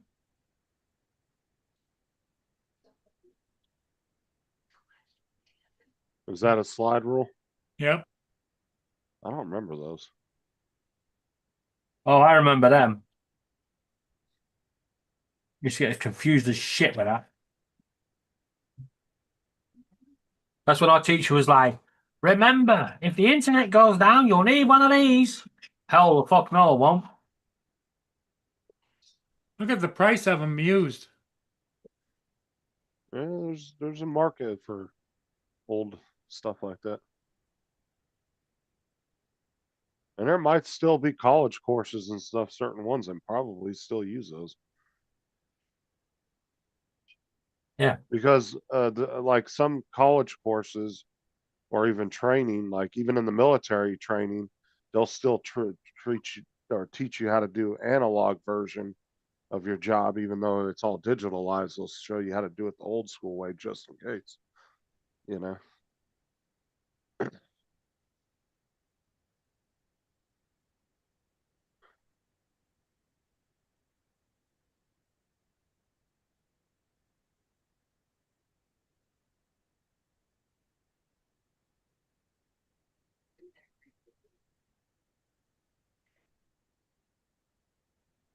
Yeah, I wouldn't even know begin. I don't know how to use that. I've never used one of those. I mean, if somebody showed me, I'd pick it up pretty quick. But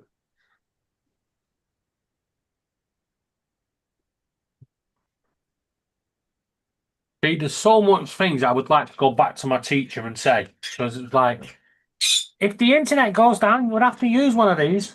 I'd love to go back and say, actually, when the internet goes down, we just turn off. That's it. We just freeze. Stop whatever you're doing.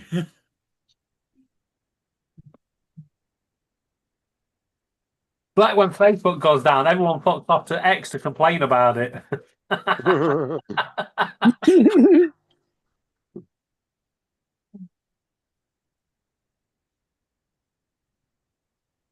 That always makes me laugh.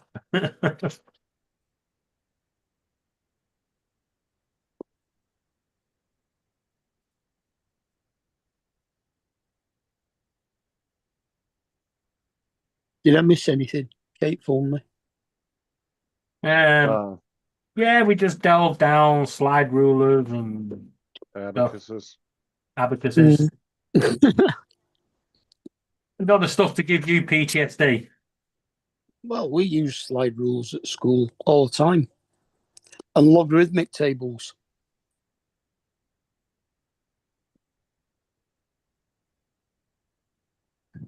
You can see how windy it is here. Look at those flags. Those are huge flags. Yeah, they're whipping pretty good. You can tell with the trees too. You know what?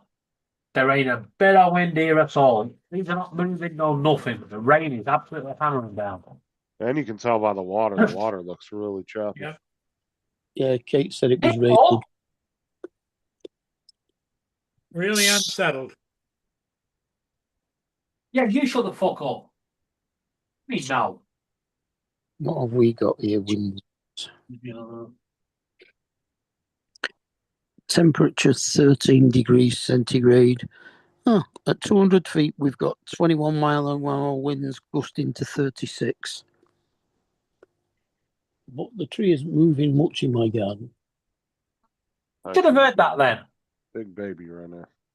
Pickle was doing a load of screaming, so I said, Pickle, you have to sheesh. And he went, shut the fuck up. That's why I went to him. You shut the fuck up, and he went, "No." He got a little mouth on him, huh?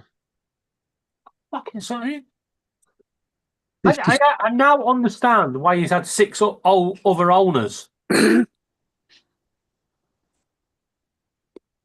This is his 7th home. Oh, could you imagine a bird in Matt's house? Oh my god. Oh, I This can is his imagine Matt having a parrot. seventh and last home. What I'm gonna do if I ever go over to Australia, I'm gonna go buy Matt like the whatever parrot talks the most and mimics the most.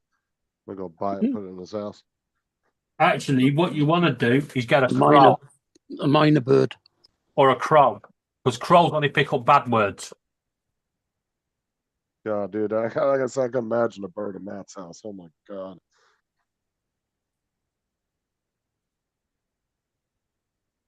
Want to talk about a bird that would have a filthy mouth?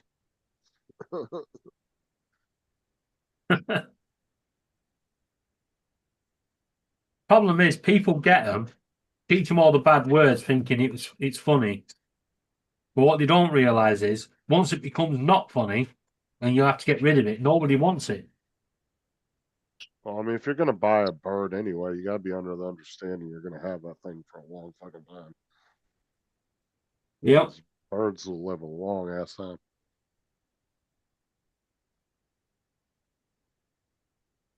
I wish dogs had that kind of lifespan, man. That'd be nice. Sucks That's what because I think. they're one of them. I mean, dogs and cats are like the two most popular, probably domesticated pets in the U.S. Probably in most Western countries, but yet they have the shortest lifespans, which suck. Yeah, when you take a bird in, you've got to be prepared up to 30 years at least. Yeah, and then some of them can outlive you if you both started as babies together. Yeah.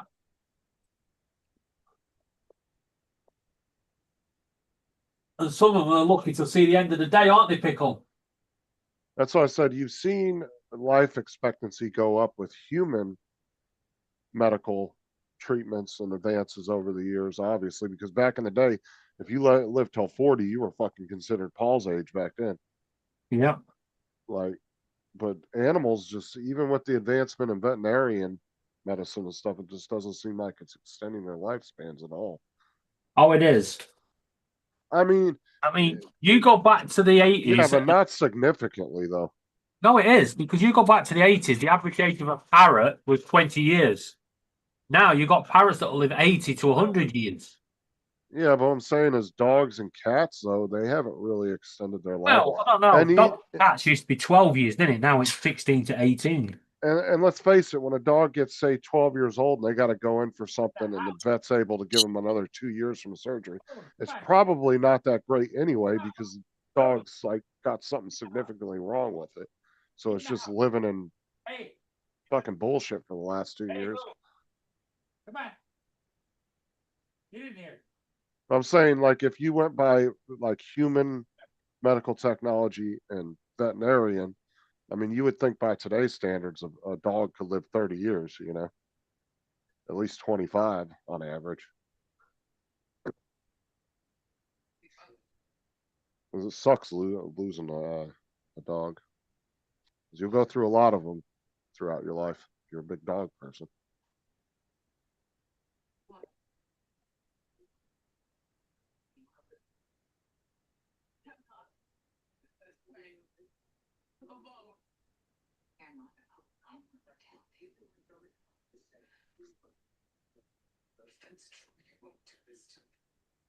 It starts raining outside and Boone's out there. And what's he do? He starts hunkering down a little bit, putting his head down, putting his head down.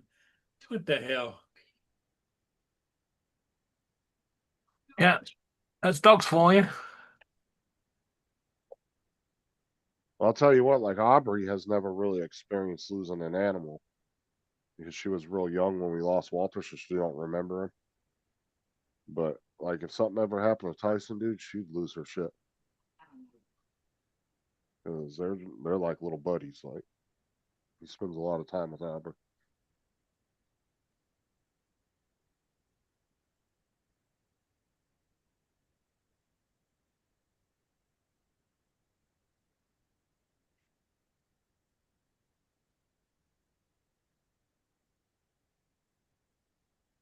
Intel Pentium. Now that's some jack shit old fucking processor. And he reckons it can run Windows 11 Pro. I'm bollocks it can. Well, I mean, if you look at the minimum specs to run Windows 11, it's really not that much.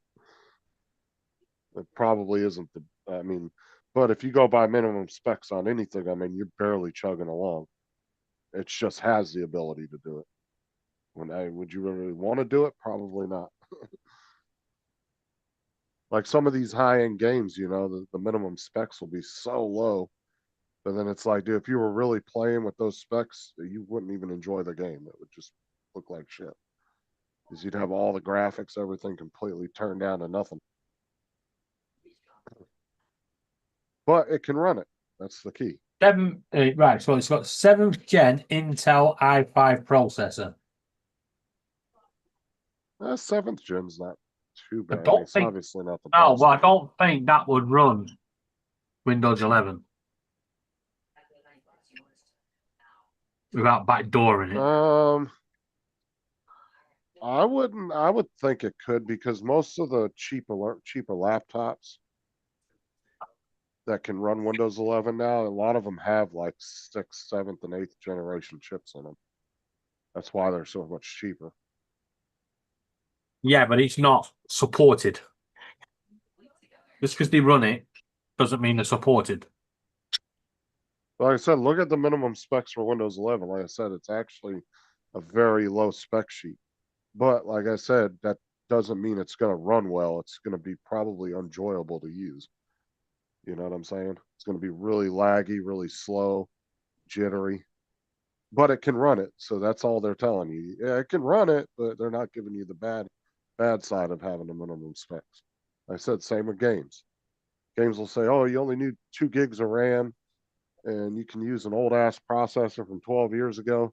But then they don't tell you that, yeah, you got to turn everything down and it makes the game absolutely enjoyable to play. But it will play it.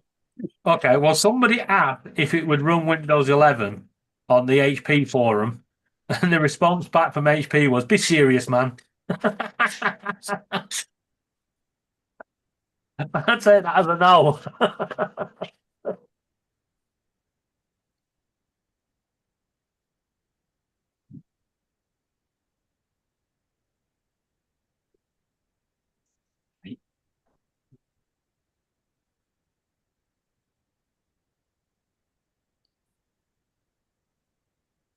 Argos tablets. Let's have a look. It's like you should look at what the minimum specs to run DaVinci is, the editing program. And it's actually not that much, but when you go to render with those minimum specs, you'll be there for like 6 hours trying to render a 10-minute video. I mean, you can't get a Windows tablet anymore. What, the Surfaces?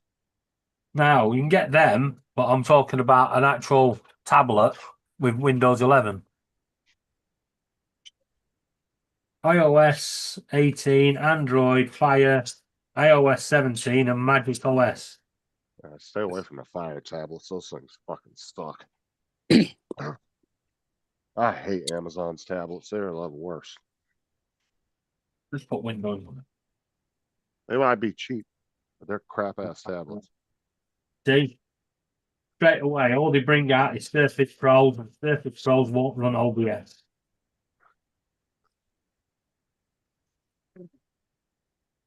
They probably don't have enough processing power to. Oh, they do. It's just that you've got Snapdragon processors. And OBS won't run on Snapdragon or ARM. Because, dude, if you're trying to run OBS and Zoom, that's a lot of resources, dude. And the more you got to remember too with OBS, the more overlays and the more shit you have on OBS, the more resources it's going to use. Because that's what I told Jason. We were talking that was fucking probably a year ago. He was complaining about his computer bogging down. I said, the amount of sources you have in your OBS might be what's causing that. Because they'll tell you delete sources you're not using because it will cause that.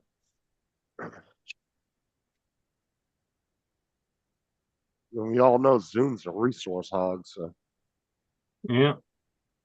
you put the OBS on top of that, you better have a decent laptop.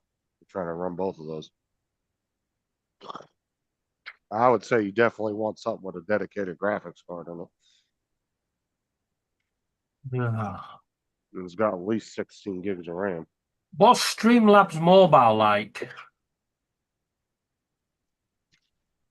I'm gonna be honest, I have no idea. I've never used it. So I couldn't tell you. Because the problem is, I used Prism yesterday, and even though people had obviously seen it live, and people had obviously, kept commenting on it afterwards, it weren't showing up in my YouTube. It just kept coming up with a message saying your video will take 24 hours to process. Well, that's not what I need. Honestly, I couldn't give you a answer on that because I've never used it. I know you can do overlays on it, which is what I want. And I would imagine Streamlabs Mobile probably just takes whatever you have on your computer and just copies it to the phone. So like all your overlays, everything you have, it probably just mirrors it to your phone. Yeah. Is Streamlabs free or is there a premium version? No, it's free, but you can only stream to one platform at a time on the free version. But Well, that's all I need. Yeah, you're not limited by like how many sources you can have or anything or plugins. The only thing that Streamlabs Ultra provides is you get a bunch of free overlays, and there's some you can multi-stream, and You can earn multi-stream though, can't you? With Streamlabs, I saw somebody said you've got to get 200 points in the rewards programs. I don't know because I pay for it. So how much do you pay? Well, I just pay the yearly. It's like 180 for a year. So, but I stream twice a week on it, so that's what 8 times a month I stream on it. So to me, it's worth the 180 a month or a year. I mean.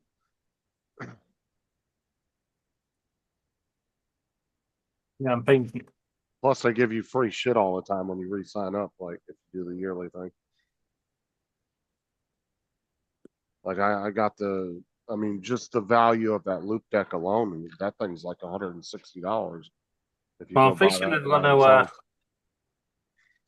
look at Streamlabs Mobile, do a test run on that.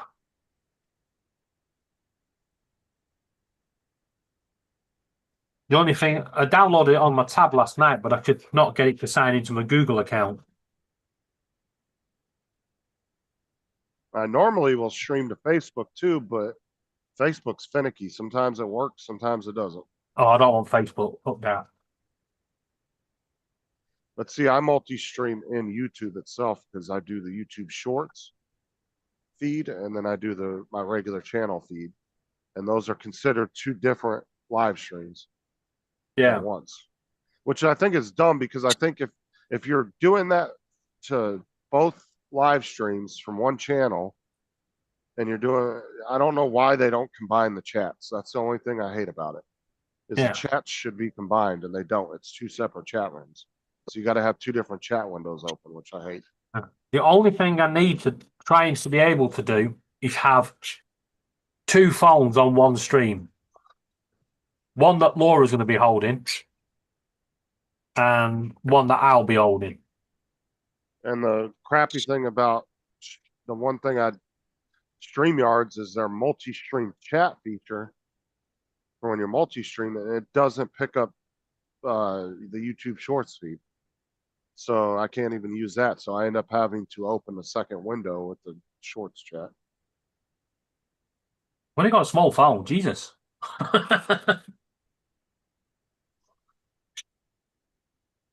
Yeah, I need to work out how to have 2 cameras on one stream.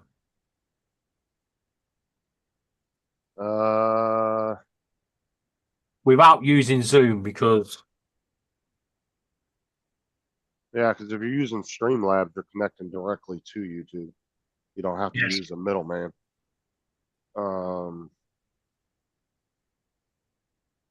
I don't even know how you'd go about doing that. There might be a source you can use to do that. I'm not sure.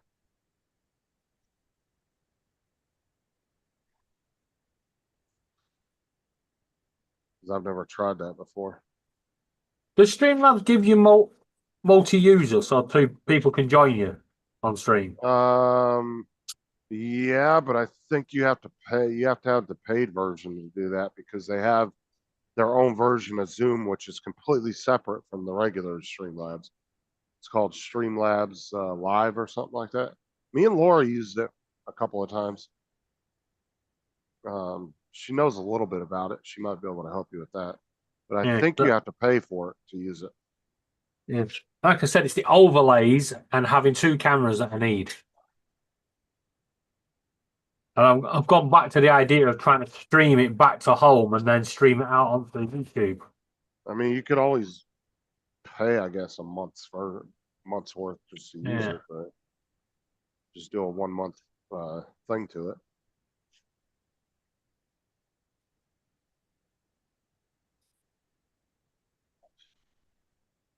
Well, like Laura knows a little bit about that. I think it's called Streamlabs Live or something. I can't remember. It's been a long time since we played around with it, but I know it's a completely separate program from regular Streamlabs that you would use for gaming and stuff. But it's like a Zoom version that they have. And I know there is a way to set up a panel through the regular Streamlabs, but I'm not entirely sure how you do it. Because me and Laura were fucking around with it like a year and a half ago, and we couldn't figure it out. And then we found out that they had a separate app that you could use just for that. TVU anywhere? No. But you're getting down to the wire. You better figure something out quick. Yeah, but everything I've done. Somebody said here, Streamlabs is versatile live streaming platform designed to help creators effortlessly deliver high screen stream. Gamer, vlogger, do it or whatever. Right.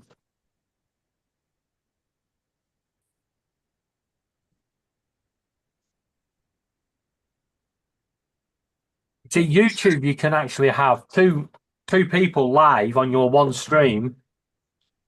The only downside is you can't have overlays, which I think is stupid. YouTube should bring overlays in.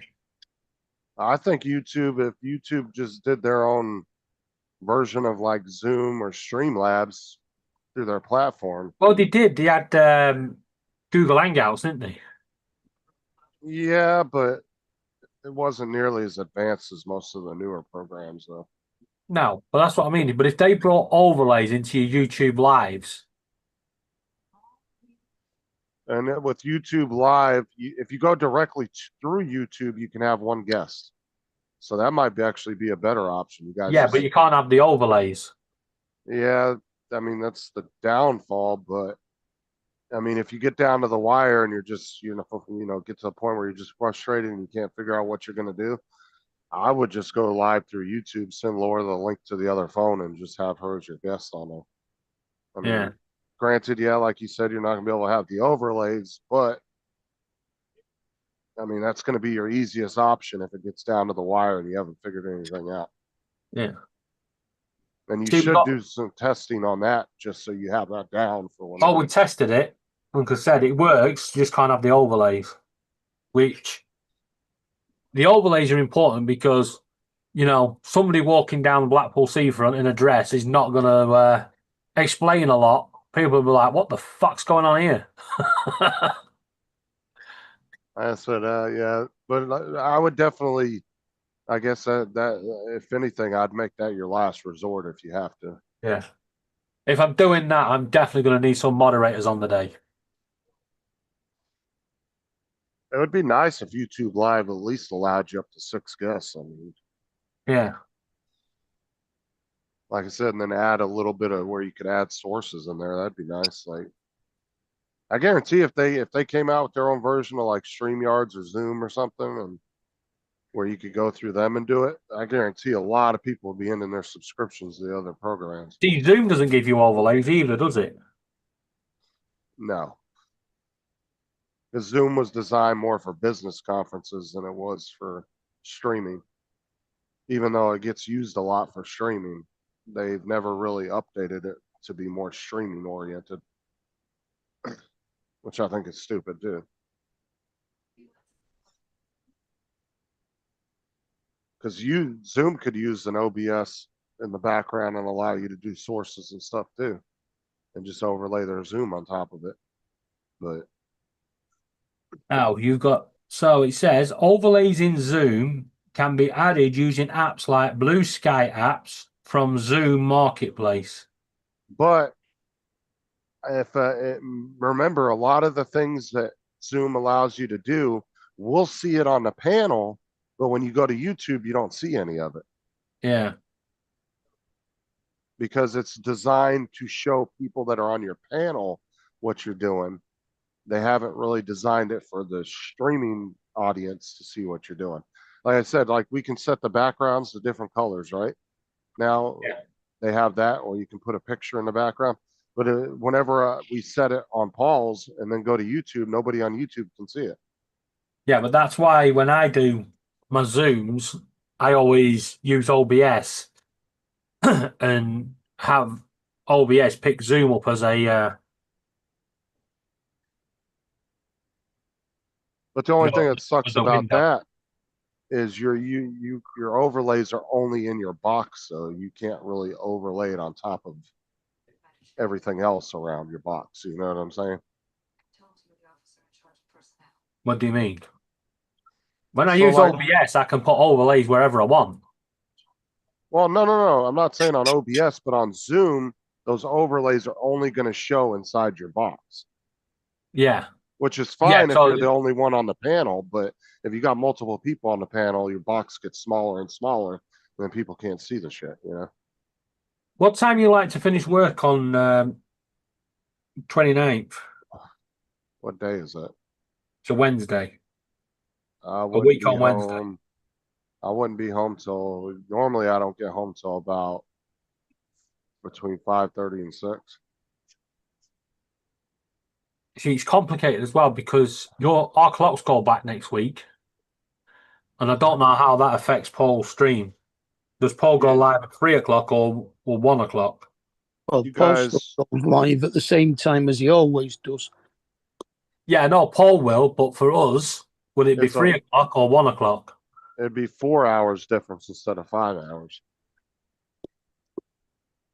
We move back an hour. Yeah, so you 2 guys, o'clock. 2 o'clock becomes 1 o'clock. Right, Yeah, so so you- Paul will be going live at 1 o'clock. yeah.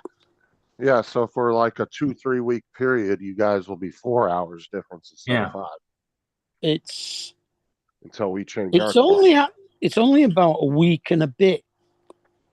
In fact, I think it might only be a week It's a week this because year. I think you change on the 2nd. Yeah. 2nd or the 4th. Can't remember. Yeah, whatever the Sunday is. Let me see here. Yeah, because then when we move our clocks back an hour, then we go back to 5 hours apart. Yeah. So it'd Well, be See, so that week when Paul goes live is the time our wedding is. So that's literally but yeah. that's So that one.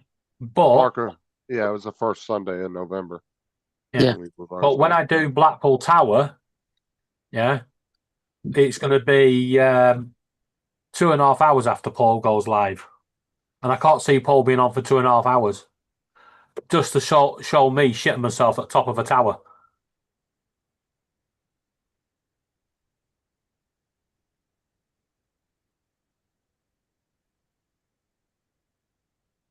See, like, do you guys see that blue background? What blue background? Okay, you guys don't even see it. Yeah, I can change the background on my end to where it's a blue box around us. All our boxes where it's blue. But see, you guys can't even see it. That's what I'm talking about. Is like Zoom Yeah. has things set like that. But even if Paul changed it to blue as the host, I guarantee nobody on YouTube would see it. It would still look the same to them. Yeah, it's That's a the only- shame. Yeah, because that's what I said. Zoom's overlays are designed for the panel to see, not the streaming audience. Yeah.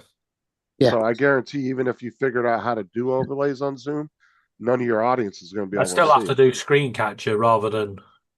Right. And Because I think, otherwise, they're not going to see it. yeah, and I can't see OBS and Zoom going very well on a mobile phone. I use Zoom on a mobile phone. Yeah, but you've got Zoom, but if I have OBS running in the background, I can see my phone going, fuck this for a game of soldiers. Because it's also Well, using the camera. Well, and then there's two things that are going to happen. Your phone's going to heat up from all the processing power, and then two, your battery's going to die really quick. Oh, So you better great. have a, It does use a lot of battery. Zoom, I have to have it plugged in most of the time. Yeah, but Yeah. the point is, it's going to be 3 degrees when I'm doing this walk. So Yeah. 3 degrees of walking. My mobile phone heating up ain't going to be a problem, but I have to use it to keep me warm. Yeah.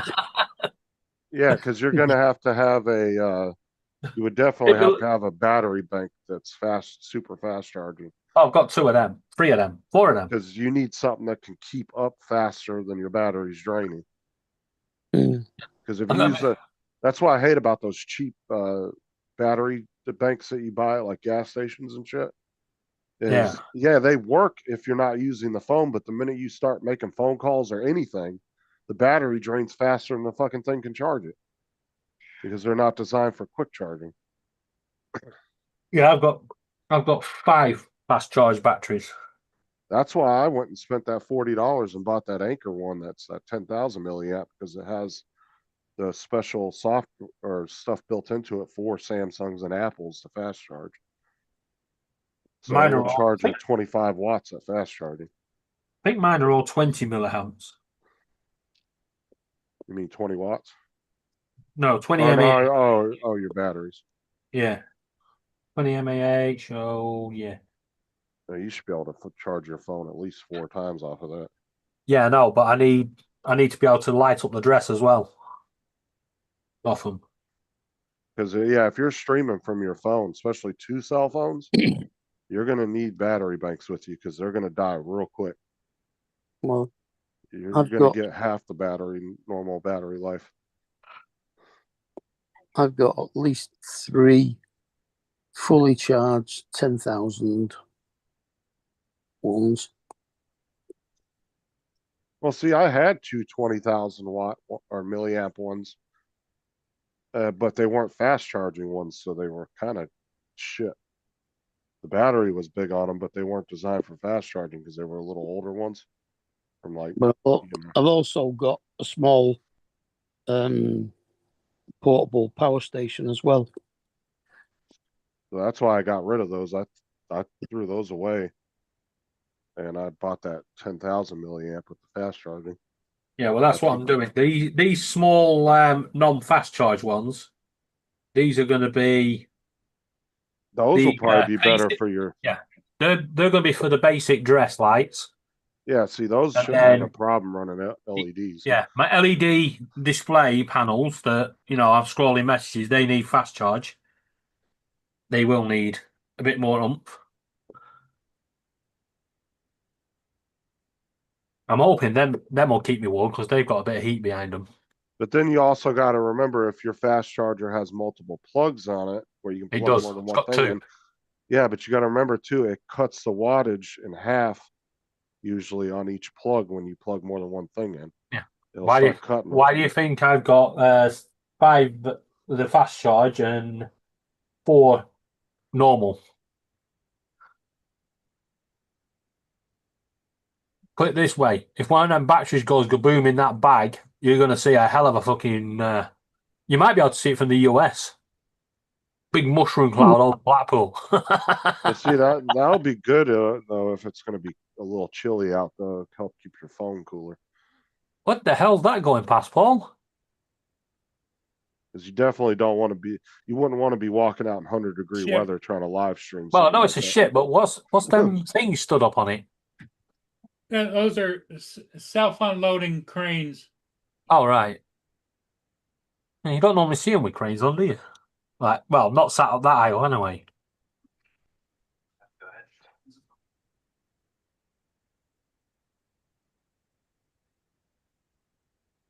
That's Oh, why it's got- here. I'm sorry, but that ship's got its wiener out. That's Uh. that's that's an anchor. That's why in the summertime, that's why all my phone holders for the car, they're all vent ones because I like to keep my phone in front of the vents in the See, summertime. that's an anchor there, and that's an anchor there. There's two anchors, Oh yeah. port and starboard. Justin, do you want me to make you the host and you can run it until you decide you've had enough? Why are you leaving? Yeah. I mean, I guess you can. Yeah. Okay, I'll make you a host. No, we'll catch you later, Paul. Yeah, I'll be on later today.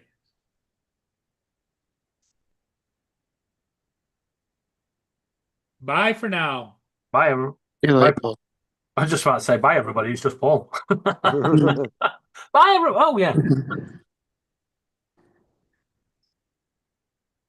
Well, that's what I mean. I don't think I'm going to have to worry about the heat of the phone being 3 degrees outside.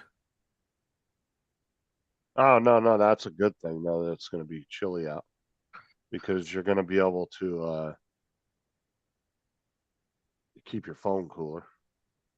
Like I said, because if you were trying to do that in like 100-degree weather, dude, your phone would shut off almost. And within 20, 30 minutes, your phone would be way overheated. Walking down the seafront with a flame on the end of my gimbal. That's why I said in the summertime, I keep my phones in front of the air vents in the car to keep them cool.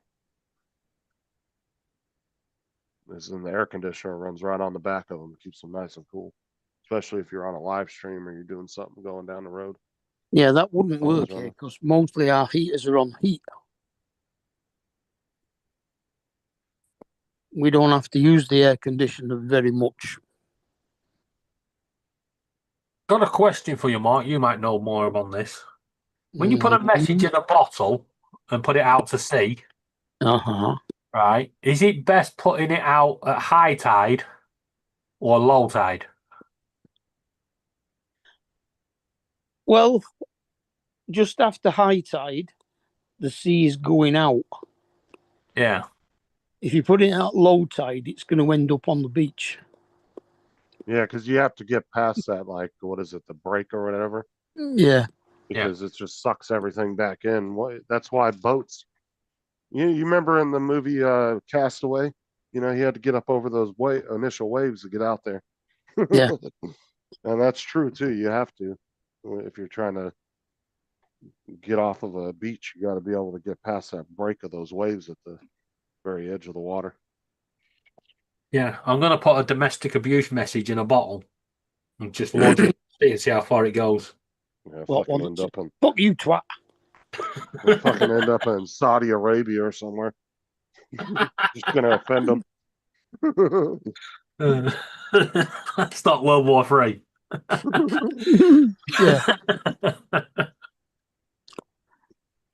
Yeah. Your father was a what's it, and your mother smells of elderberries or whatever it was.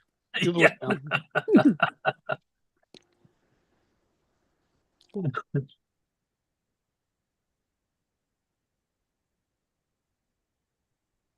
We did it when Quavers died. We released a balloon with lots of seeds in it, you know, flowered seeds. So when it got so far and the balloon popped, it would just release all the seeds. Mm-hmm. And we got somebody back from Germany, and apparently all the seeds popped all over his garden. The first message was very polite. He was like, "I found your balloon. We just wanted to let you know that we found it, and you know, that's how far it travelled." He's like, "Oh, thanks for letting us know." And then a couple of months later, he was like, "What was in that fucking balloon?" Wildflowers, seeds. It's like 6 months later. Germany's entire corn population decimated from foreign seeds.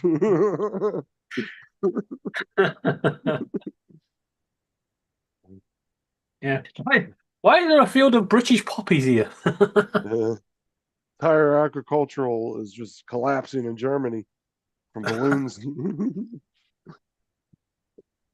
Oh, do you remember that whole seed debacle that was going on over here in the U.S. No. about 2 years ago when people were receiving random ass envelopes from Oh China with yeah, that seeds was in them? happening over here as well. Just random seeds Yeah, turning up in your post. yeah, and they were saying it was because, well, the whole, I guess, conspiracy behind it, because I don't know if they ever actually figured out what was going on with that, but people were saying it was because they were sending invasive seeds to see if people would plant them in their yards Yeah. to see what they were. So that's what them white things are. That's why you can't work them out, innit? You planted the seeds. I Yeah, never actually received one of those, but I remember when I went viral and everybody We was did. getting them. you're all wet cat. But Yeah, dude, they were. we received two that apparently were high profile sunflower seeds. It was like, no. Yeah, it was just like thousands of people were just getting these random packages from China with seeds in them. And I don't think they ever figured out what the deal behind that was, but like I said, the main theory behind it was that they were sending over like genetically modified seeds over, trying to like fuck up like local areas because they thought people would start planting them.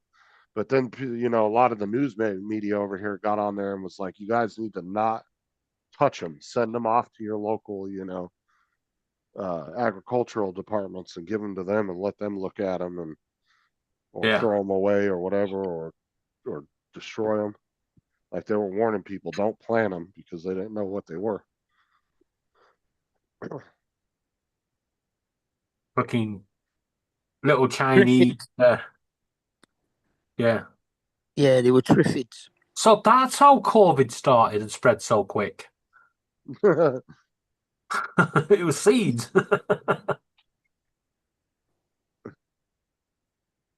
Yeah, Could just worked it out. Me myself, I never actually received one of them, but I've heard of. I remember Yeah, a we few received thousands two. of people were getting them. I didn't get any. Well, A couple of years. unless somebody put them in the seeds I bought from eBay, like tomato plants and chilies and things like that. Well, a few years ago in 2019, I bought some wedding stuff from a Chinese seller on eBay. And I kept getting loads of balloons just with a message, will you marry me? Just randomly every now and again, just one would just turn up in the post. It's like, what the fuck's going on? I wonder if they're still arriving at my old address. Oh, dude, there was that lady over here that all of a sudden one day and this 18-wheeler shows up and drops like pallets and pallets of shit off at her house, right?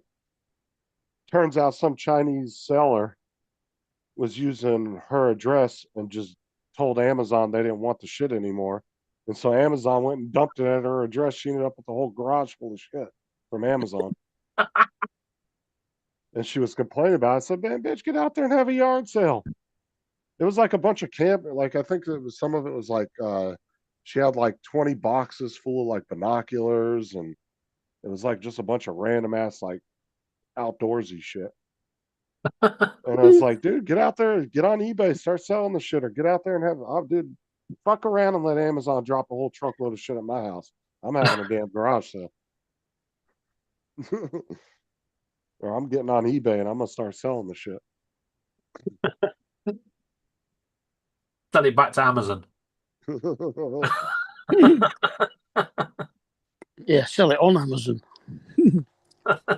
Yeah, apparently that's been a problem though, where these Chinese sellers would end up with like a whole truckload of shit on there because Amazon's selling it through their warehouse for them, and then they decide, oh, well, we don't want the shit back, and we're not going to want to sell it, and they're just dumping it at random people's addresses.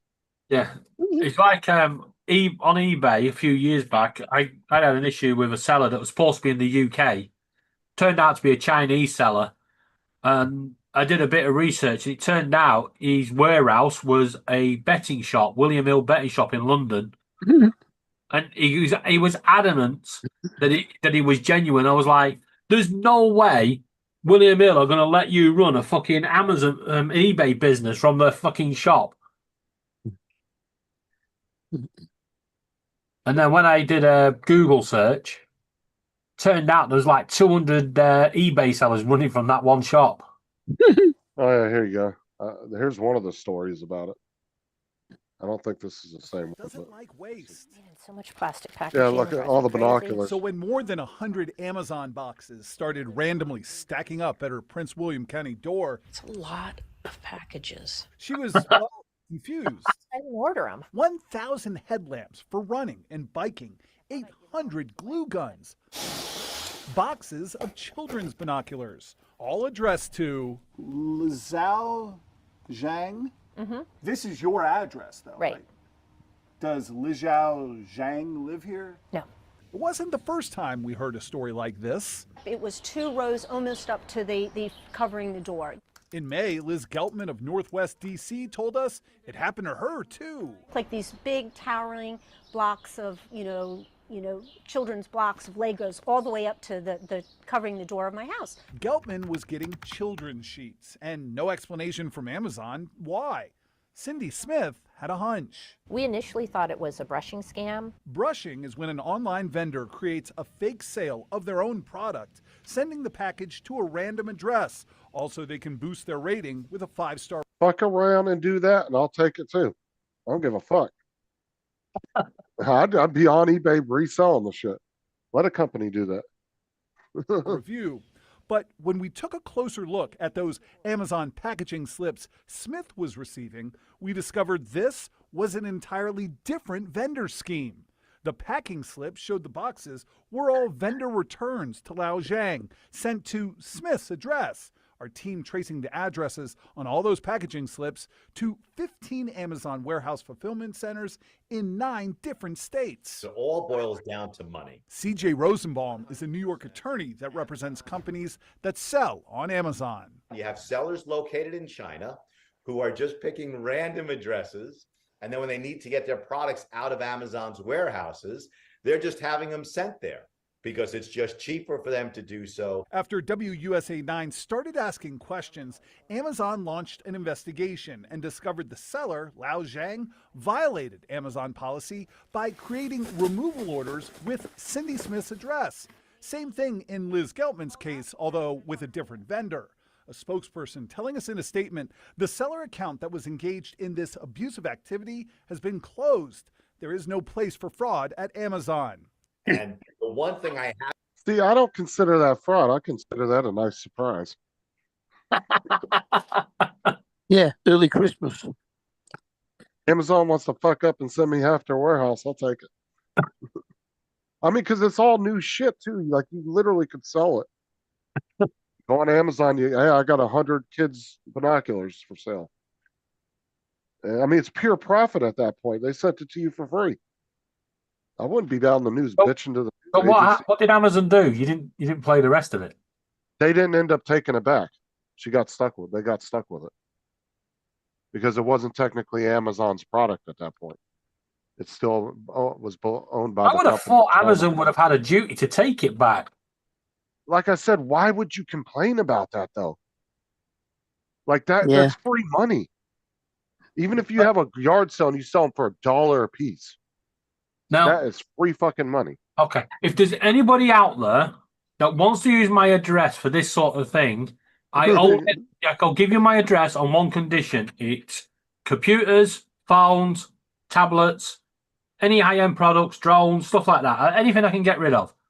I don't want kids' binoculars. Thank you. But like I said, I wouldn't have bitched about that. Like that, you're literally getting handed thousands of dollars worth of product for free and saying, "Here, it's yours now. You deal with it." All right. I say you could even go to a local flea market and set up a booth for a couple of weeks. Yeah, no, but when it first happened, you'd be wondering what the shit's going on. Oh yeah, I'd be confused. And you'd obviously have to ring Amazon because you don't want to make sure that someone hasn't ordered it in your name. You know, you're going to get lumbered with a bill. But now that you know that that's a thing and you understand how it works, if it ever happens to you, there ain't no reason to freak the fuck out. Just there you go, free money. Because it was a company that willingly gave it to you because they didn't want it. It's not property of Amazon technically, so you're not stealing it. They literally gave it to the lady. They said, "Here, random address, you can have it." So it's not technically theft at that point. No, but That's just, like I said, coming home to that, your front door's blocked up and you can't get in. dude, fuck around, dude. I'll call up the Chinese company and say you can fuck with your ratings all you want online. Just send me your free shit. I don't give a fuck. I'll just sell it as is. I'll go set up a booth at the damn local flea market.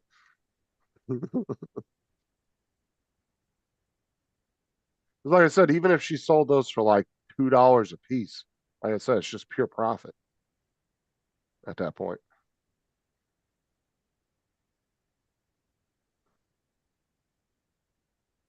Yeah, well, like I said, be all fun. But you need to get something that you're going to be able to sell.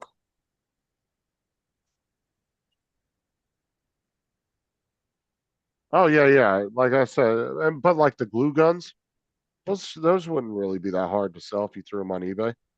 There's No. always people doing crafts and shit that are looking for glue guns, and you just undercut the fuck out of everybody else on eBay.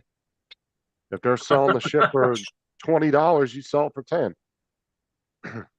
Yeah. Yeah, but you can't do that now because they're doing that investigation shit, aren't they? Yeah, they can flag it, but still, like you could do Facebook Marketplace too. Yeah. Facebook Marketplace is still scammy as ever. Yeah. Could you imagine on Facebook Marketplace for sale 200,000 glue guns, yellow and pink? I said I would find some way of getting rid of it. Even if I went to a secondhand shop and said, "Hey, I'll hook you up with, tons of merchandise. Just, give me half of what you're going to sell." See, knowing my luck, if that happened to me, I'd open the boxes, it'd be like condom holders or something. Yeah, something nobody fucking stupid. wants. Yeah, do some stupid shit. It'd be car boot sailing for months. I'm not allowed to car boot sale.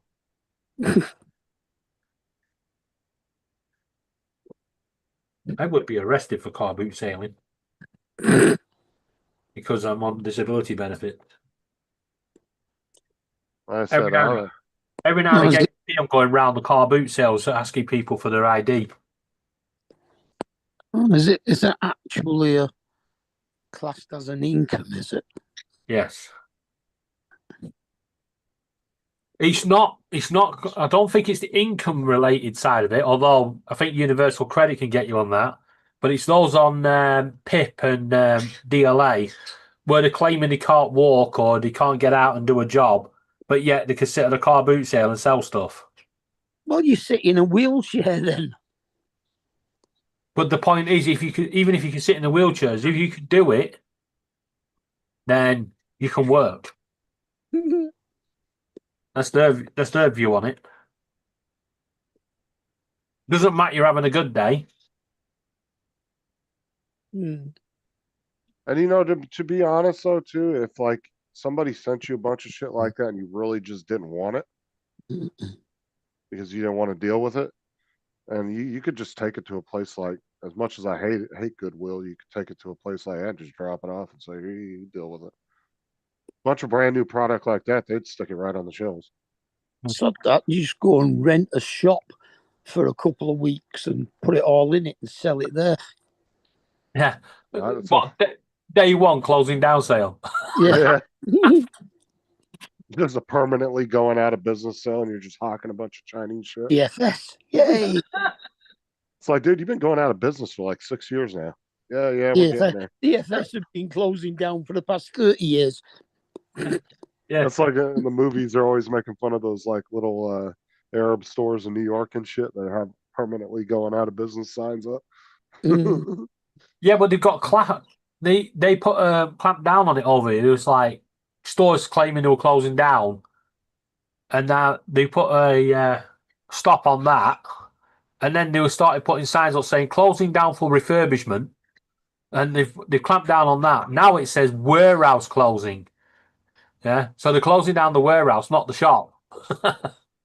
Yeah, they have rules over here about that too, but where in some states you can actually get in trouble because you're like, it's like a false advertisement type. Yeah, I mean, situation. funny one was a few years ago, Peacock's got well wrapped for it, but they had a sign that said clothing down sale. Not clothing, clothing. And Peacock's is a clothing store. Yeah. But people will misread shit like that and not even notice that they did it. Yeah.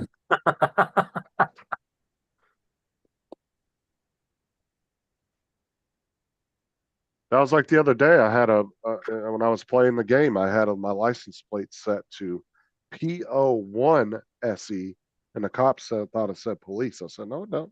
So it says PO1 SE. That ain't an L. That's a one. But see, they automatically read it as police, and a lot of times people will do that. Like, you'll just slightly just word something differently, and they'll read it as something else, and they won't Yeah. even notice they did it unless somebody points it out to them. They'll be like, "Oh shit, it does say that," you know. Yeah. Apart from it had a letter missing for police, unless you But put two ones.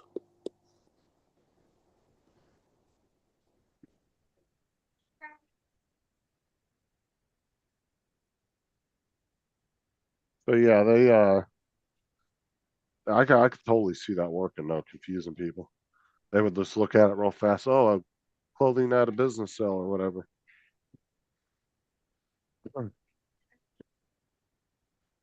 Oh, 3 years ago today, failed Prime Minister Liz Truss voted against herself in a confidence vote. When the government was trying to get her out and they did a vote of confidence, she actually voted against herself. That's how intelligent she was.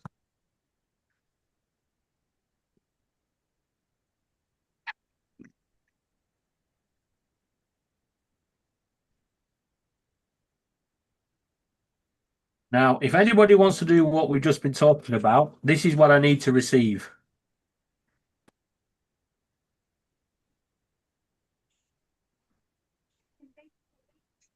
What do you reckon, Justin? Oh Jesus, dude! One fucking break, hard break, and you're getting knocked out by a fucking soda can. Those look all empty though. Two of them are open. I wonder if those are just empty. Yeah, that's what the thing was about.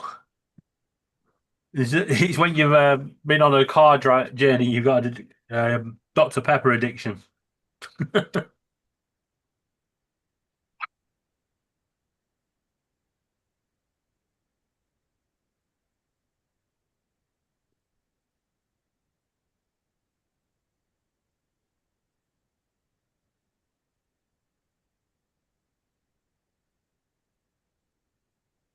Okay, this job listing makes no sense. I'm looking at. I got my email right, David. It says overtime, right, and then it says work settings. So it's saying because of my gas leak survey experience, right? Yeah. It's survey field technician, and it says work settings, in person, outdoor work, but then it says medical specialties, surgery. We're doing surgery outside. The fuck? I don't understand what the hell that has to do with leak survey. Makes no sense. It's hot today. We're going to do open heart surgery in the car park.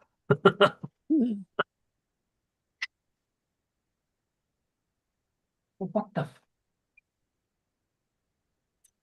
Yeah, that's the way I spelled it, JD, just because it threw them off. They actually read it as police, POLICE. But they read it so fast, that's just what they see. In their head, it changes it to the actual police. Hey, Cole, come on. It worked, though. There was 2 or 3 cops that that were confused by it. And the fact I was riding in an old, it looked like a sold police car from an auction, kind of helped with the whole tricking them.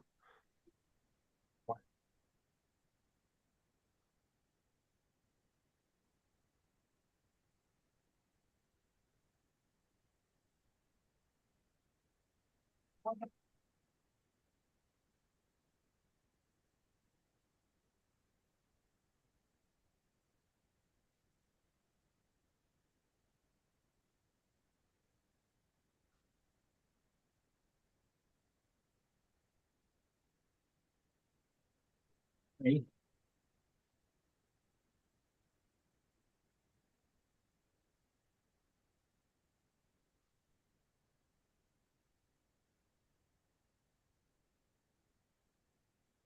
need anti-bird spikes from a window ledge.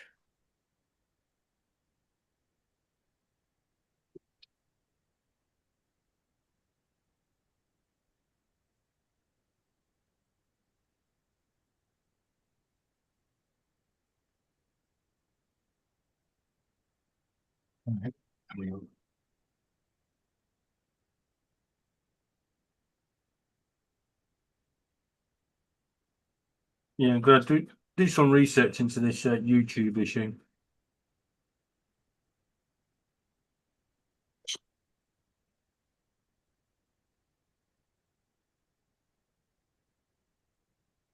Donald cock up once now. Hmm?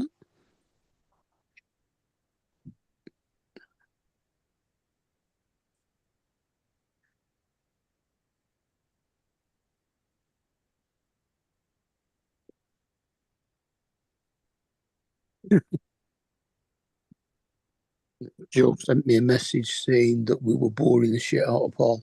Yeah, I got the same message.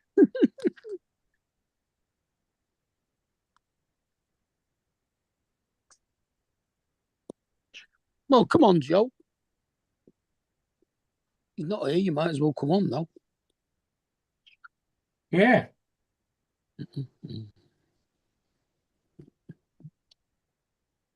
I bet he's watching.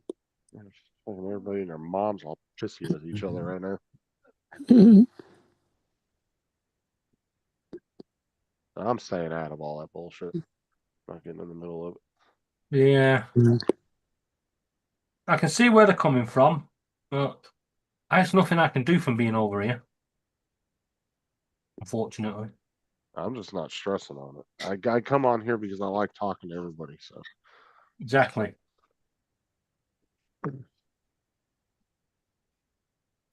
I learned a long time ago, don't stress over what Paul's doing. He's going to do what he wants to do at the end of the day. Mhm. I've come to terms with that. So and at the end of the day, he's an adult. He's going to do what the fuck he wants to do. So Yeah, that's true.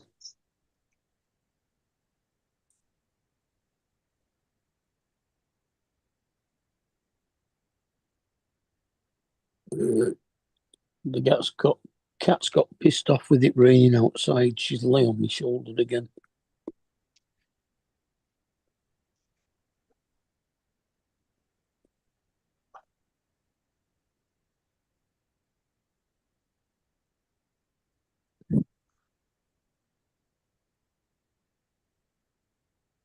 ooh, John Malecki's got a new video out.